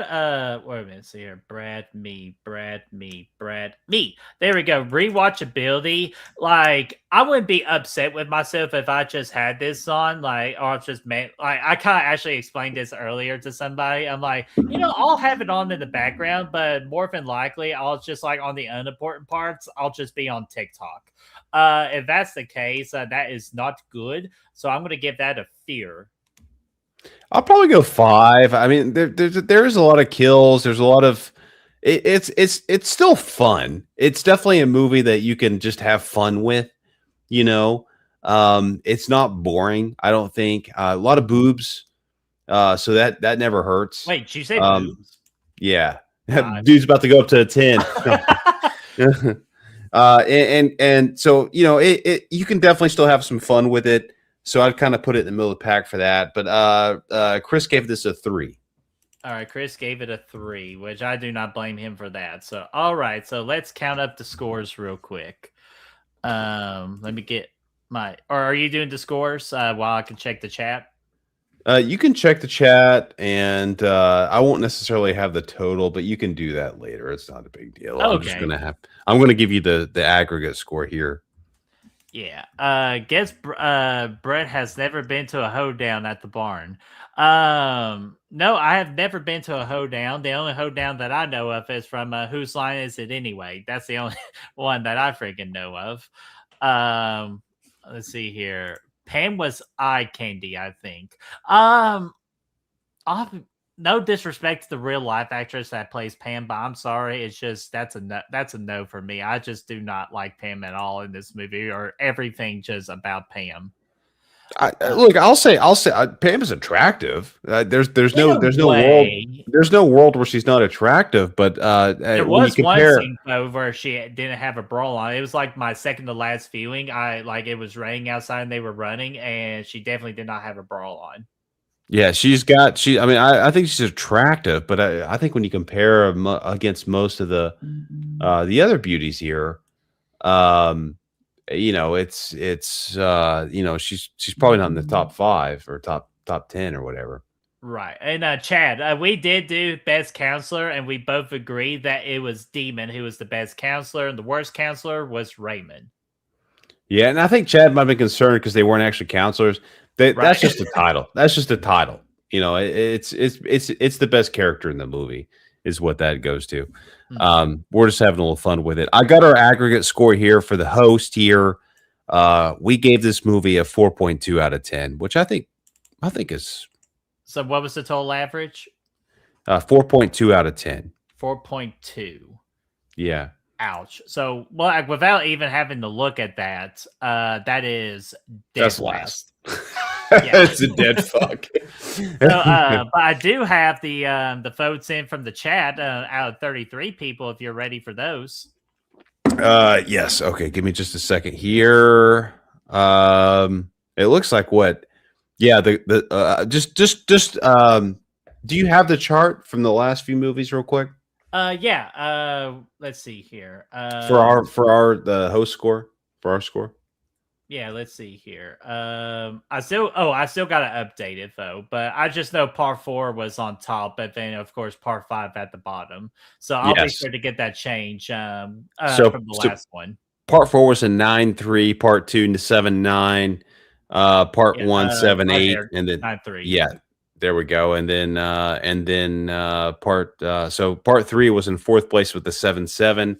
And then part 4 is way below that at 4.2. Okay, let's get the audience host here. Let's do it. How many total votes do we have? All right, we got 33 total votes. And we had 9% said D.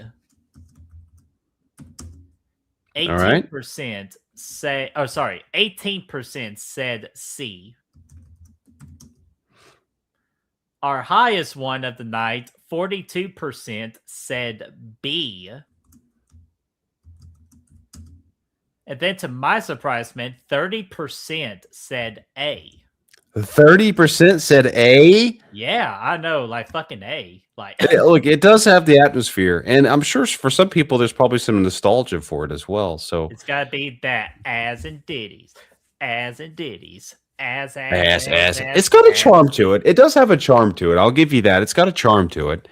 Let's see what the official fan score is. They give it a 7.8 out of 10. 7.8 out of 10. Oh wow. And that would still be last though too. 7.8. But hey, way to go. I love it. That's a quite the departure. We got a 4-2 as the host and a 7-8 from the fans. It does have this is the largest disagreement between us and the audience by a mile. Mm-hmm. Yeah, when I'm looking at it's a 3.6 point gap, which is huge. So I think we kind of put this in our pocket for our series recap at the end when we do that, and we kind of talk about it a little bit. I think it's kind of interesting. But yeah, I mean, look, I get it. It's a goofy movie. Again, I said it earlier. It's not a boring movie. I think you can have fun with it. Mm-hmm. So there's some things to be had. I would probably say this too, like with Part 5. I would probably say it does kind of get treated like it's the ginger stepchild. Like, you know what I mean? Definitely. Kind of like it's like it does like we don't like to acknowledge him being a part of the family, but unfortunately he's still family and we still gotta love that member of the family. And then that's until we get to some of the other ones where they're the bastard children of the family, and we do not even want to acknowledge them to be part of the family. But we'll get to those later, which, Brad, I already know what you think, you son of a bitch. It's not Part 8. Fuck you. I can't wait to get to Part 8, dude. Oh, my God. Can't wait. I can't wait to defend Part 8. Like, I'm just going to get everything. I'm just going to get everything a 10 and let you all give it like 2s and 1s. I'm gonna save that particular movie, dadgummit. But of course, I'm gonna bring my professionalism, so I'm not gonna do that. So, Liana said Tina's an ass clown for sure. Should be on a t-shirt. I agree.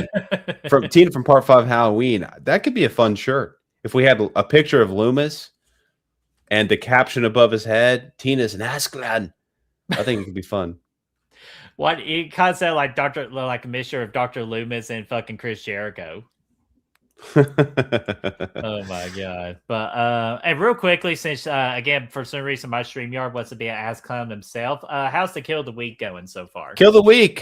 We got a tie for second place. So you and I we might tie the break the tie here. We'll do the last cut and see if we can get a couple more votes in before we. Yeah, we can do last cut first, but first place is 60% Tina. That's yours to the eye. Tina. Why do I not have my pen? I'll be able to remember Tina, so I'm not worried about it because I assumed Tina was going to win. So all right, so let's do some last cut.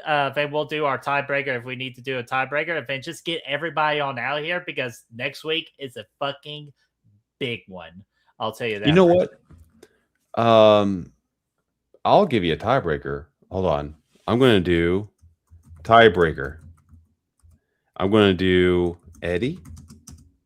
So you're going to do never a poll within a poll. And then I'm going to say Junior. Head chop into stew. Oh, damn. I'm pretty surprised that Junior got some votes. I'm going to say Tina's won. And then I'm going to do the tiebreaker right now. I'm going to eliminate Tina from the count. Yeah, just get rid of Vinny because I'm pretty sure nobody voted for Vinny. Do you see the poll, or maybe no, I don't see any of the results or anything. Well, I think I just fucked up everything. No, that's okay. We already know who won the first one, so just put up. There we go. Okay. Yes. All right. So now I got the top two, the next two for the tiebreaker. 1 for Eddie, 2 for Junior. Let's move on to the next segment, Birdie Boy.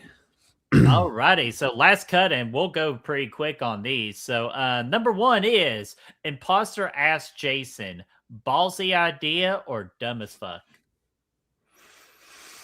I think in the context of this franchise, it was pretty.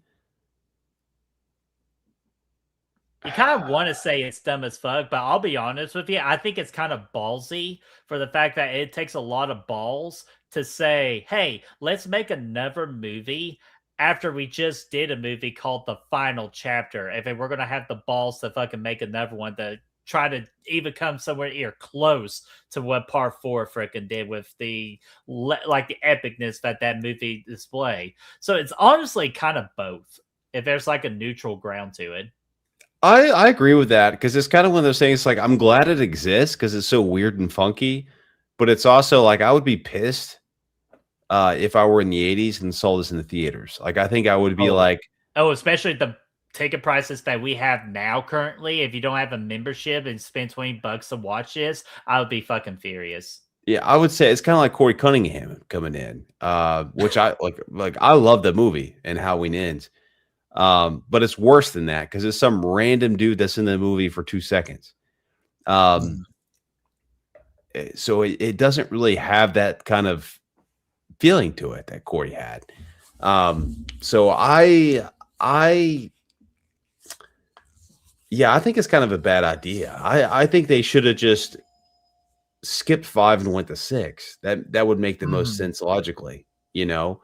I'm glad it's here. It's got the charm. Like, you know, if we didn't have Friday the 13th Part 5 in our lives, we wouldn't really miss it, but we also wouldn't have it.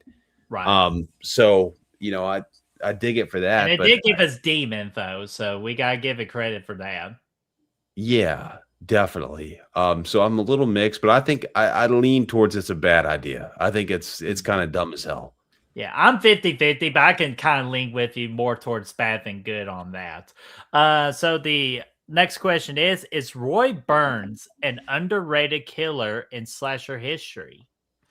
Now this is an interesting question because I think he is. You think about like take out the context of Friday the 13th and put this on an island, you know, and you put this guy as a killer in a slasher movie and you compare him against like Bloody Valentine and the stupid ass guy from The Burning and you know, a couple of it's like this dude kind of kicked ass. Like he had the look, he stole the look from Jason, but he had a lot of He had kills. more meat on his bones.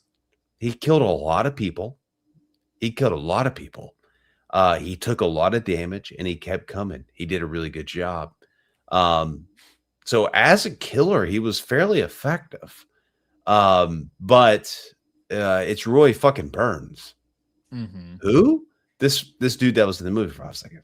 So I think he's underrated. I don't think he's amongst the most underrated, but I think he is underrated.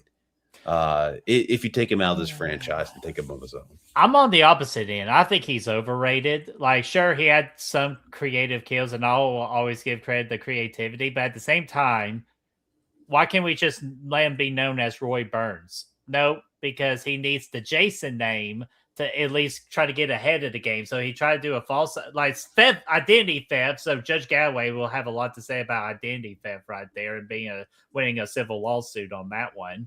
But it's also too, it's like he took a famous killer's name. We didn't even get to see 2/3 of the kills, but more importantly of all, what makes a great killer is killing off people that we care about. And he killed off pretty much hardly anybody that we cared about, like in the entirety of the movie, except for Demon and Tina. Other than that, though, everybody else, they were just there just to get God. They had no significant purpose of being there. And I think what makes an excellent killer is killing off the people that deserve to be there and that we as an audience enjoy and who we want to see in the movie. Valid point. So next question here is, do you think this was Jason the first time you saw the flick? We kind of like captured into this a lot earlier. And I was like, no for me on the first watch, but second watch, absolutely noticed it. Yeah, I did, but I had reservations. I didn't think I was reserved. I was like, this. Who did you originally think it was? Well, I didn't know who it was, but I remember watching it and I was like, oh, he's got the blue paint, but okay, he had to get a new mask. He's got 2 eyes. Okay. You know, he stole somebody's eyeball, Jeepers Creepers. But I was also like, why the fuck would they make a Friday the 13th movie without Jason? So I was like, I kind of like leaned towards like, okay, it's Jason. Technically, Well, I you know, have I the know, original. I know. But you know what I mean. Depending on where Camp Crystal Lake falls, so you never know. But I understand what you mean, though, because obviously Betsy Palmer as Pamela Voorhees is a way more intriguing character than Roy Burns. Yeah, certainly. So, and real quickly, well, first off, we got the lovely Jamie Hart here joined us towards the end of it. We always love seeing Jamie. Hopefully, all is going well with you. Not surprised. I saw this in the theater, and it was awesome. Most punk rock crowd ever. Sounds like a good time, honestly. Like this. See, I think that could be fun. If you had a fun crowd with you, maybe you can enjoy the movie a little bit more. To be a fly on the wall when Friday the 13th 5, The New Beginning played in the theater, man. That's pretty cool. And we got Draven. What's going on there, Draven? I believe you've been on this channel, but it's been a long, long time. If not, please correct me, and we'll give you a proper hello to Good Will Hunting. But Draven says, do you think that this movie would have been better if they just straight up made Tommy the killer? Yeah, I kind of touched upon this a little bit with my high tension idea. I think that could have been an excellent and a very unexpected idea. But at the same time, though, I'm kind of like more towards Brad and what you just said a couple of moments ago. They should just not done part 5 and just let part 5 be Jason Lives. It would have made the most sense. It would have kept the momentum going. And Chad, don't you worry. You're starred, my friend. I refuse his super chat. The first time ever, I refuse the super chat. Brett's gonna give you your money back. Yeah, if I see you for the premiere, like I'm handing you $2. And I'm going to do it in pennies and then just put it in a socket and beat the shit out of you with it. He'll do it. He'll do it. And also, what's up, Aaron? How are you doing? Hopefully all is going well with you, my friend. Let's go ahead and knock out these last two, and then we got to talk about Crystal Lake and get everybody on out of here. So Brad, and of course, okay, never mind. Let's fucking do it. Fucking hell. Roy, $2 super chat. Thank you, Chad. Roy would destroy Aaron. That's for damn sure. Fuck no, he wouldn't. Aaron didn't even have to try. She would whoop his ass. I honestly kind of side with Chad here. I think. Oh fucking! I think Roy's a much better killer than the goons in You're Next. I think he would see slay you her. Sunday, so I'm going to bring you $2 and beat the shit out of you with a sock. Do you think unnecessary? Do you really think that? Do you really think that Roy Burns would get his head caught in the blender? I say no. Absolutely, he would, man. Like, plus, I don't think Roy is even worth a blender, if you ask me. Yeah, he is. Well, apples to apples, orange to oranges. So, but Chad, let me play your video, you son of a bitch. Thank you, Chad. Love you. And you are God. I killed my friend, you motherfucker! So thank you, Chad. See you in October. So let's see here. Here we go. Next, the last two real quickly. If Joey offered a Snickers, would that have prevented the bloodbath? Ooh. Yes. Absolutely. Like, we even made that joke, though, didn't we? It's like, hey, have a Snickers. You're not you when you're hungry. Better. Yeah, it would have solved it. This movie wouldn't exist. He was getting some fucking generic ass Big Lots branded chocolate bar. Probably is what is the catalyst that made this movie begin with. So yeah, I think yeah, it's even a fucking Hershey's would have changed the course of this. Ooh, what about a freaking Nestle Crunch bar? Hundo. What about a Heath bar? Hundo. What even about better. Milky Way? Honestly, if it was a Heath bar, God, Vic probably would have went on to defeat Jason, and Jason Lives. He would have came back. He would have risen out of the lake, slayed Jason on the shore. What about Kit Kat? Absolutely. What about an Almond Joy? Fuck it. Anything other than whatever this random ass Pinehurst edition chocolate bar dude pulls out of his pocket. All right, quick question. What brand of chocolate was Joey eating?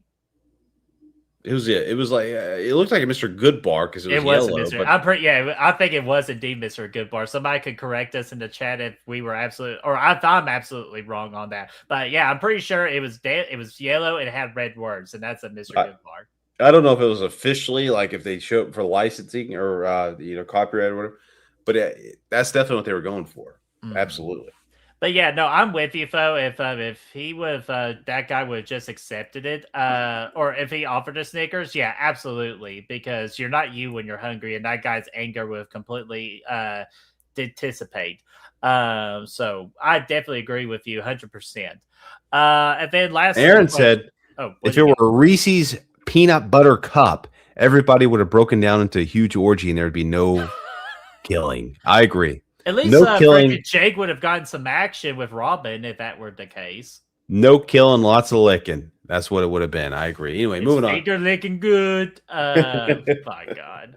But and of course, do you want to be the great part too? Freaking Roy and Joey would actually reunited and have a great father-son relationship, and their freaking family portrait on adoption day is them doing this with a chocolate bar in each hand. My goodness, I need to see that on a t-shirt. Goodness gracious. My gosh, that could be the next movie right there if Chris was here to make us a movie poster for this particular stream. So Brad, the last question I have is Sheriff Tucker versus Sheriff Meeker. Who did it better? Well, Sheriff Tucker survived. You give him credit for where credit's due, but he was also incredibly forgettable. Sheriff Tucker the one in this movie? Correct. Yes. Okay. So I have to ask, but I give the edge. Obviously, Sheriff Meeker kicked ass. Sheriff Tucker survived, but didn't make himself very memorable. So yeah. Well, I'll just tell you this: Sheriff Tucker didn't have to deal with the real Jason Voorhees. He dealt with an imposter, while Sheriff Meeker had to deal with the real Michael Myers. So definitely give me Sheriff Meeker. He did it better. Valid point. I agree. So, all right. This ain't technically a last cut. This is just going to be our last discussion with a little bit of time that we have left. Look at us, Brad. Just two of us, and we still managed to do 2 hours of a great show. Let's talk about with Friday 5, man. Let's talk about. Oh, man. But here we go. You ready for this one? The Camp Crystal Lake teaser came out. We only got about 25 to 30 seconds of pure amazingness. So what are your thoughts about the teaser trailer for Crystal Lake? Love the vibe, man. I mean, I love it. I love the way that we're taking this seriously. You know, the origin of this looks like it's going to be, it's going to be dramatic. It's going to be intense. It's going to be scary. We're going to see Pamela frantically looking for her son in the lake. I mean, I fucking love that. I think it's going to be, very interesting.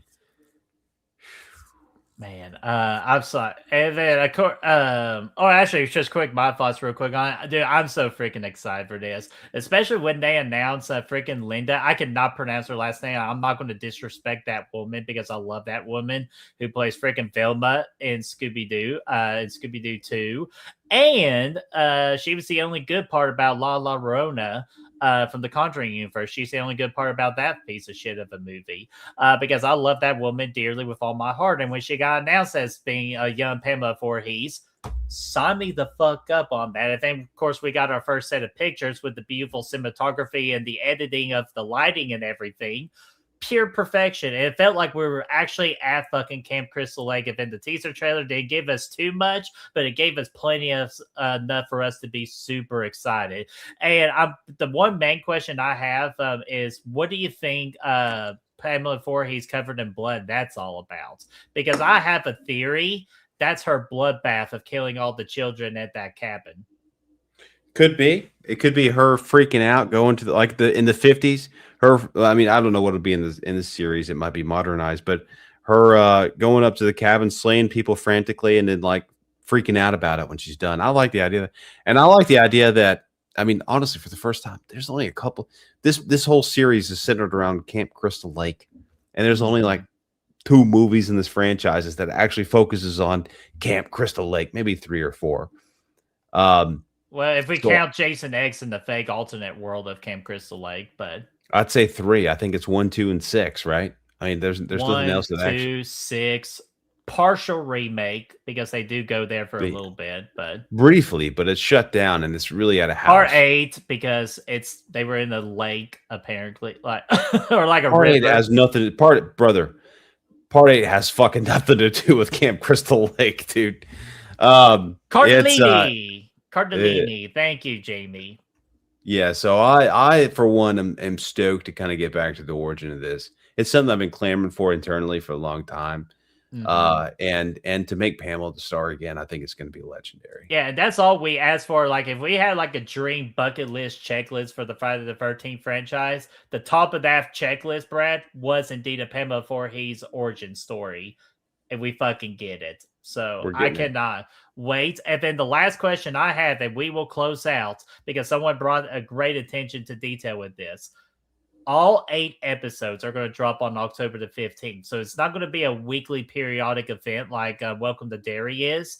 Do you like that or do you hate that? I don't like it. I love having like House Welcome to Derry is a good example. House of the Dragon. I love having like something to look forward to. Every Sunday night, Welcome to Derry's coming out and I'm pumped. I'm stoked. The series it drags it on for 8 weeks, 10 weeks, whatever it is. So I like having that when it's bingeable. It's nice because you can kind of watch it, but it's at the same time, it's like there's more spoilers, right? Because it's like if you don't watch them all the same night, like people are spoiling shit. Right. There's everybody's outpacing each other, and I don't like that. I want everybody to. There's something special about a new episode coming out every week. Everybody's talking about that one episode for a full week before the next one comes out. You're picking up all these different new things that pop up. People are saying, "What did you miss this episode?" and all that kind of stuff. I like it. I like it being weekly.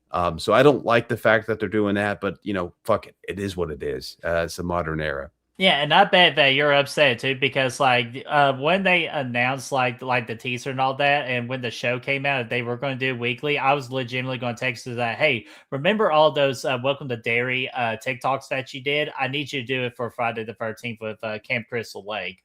That's what literally I was going to ask you to do, but unfortunately, that's not going to happen now because all the episodes are going to be dropped in one day. I hate it.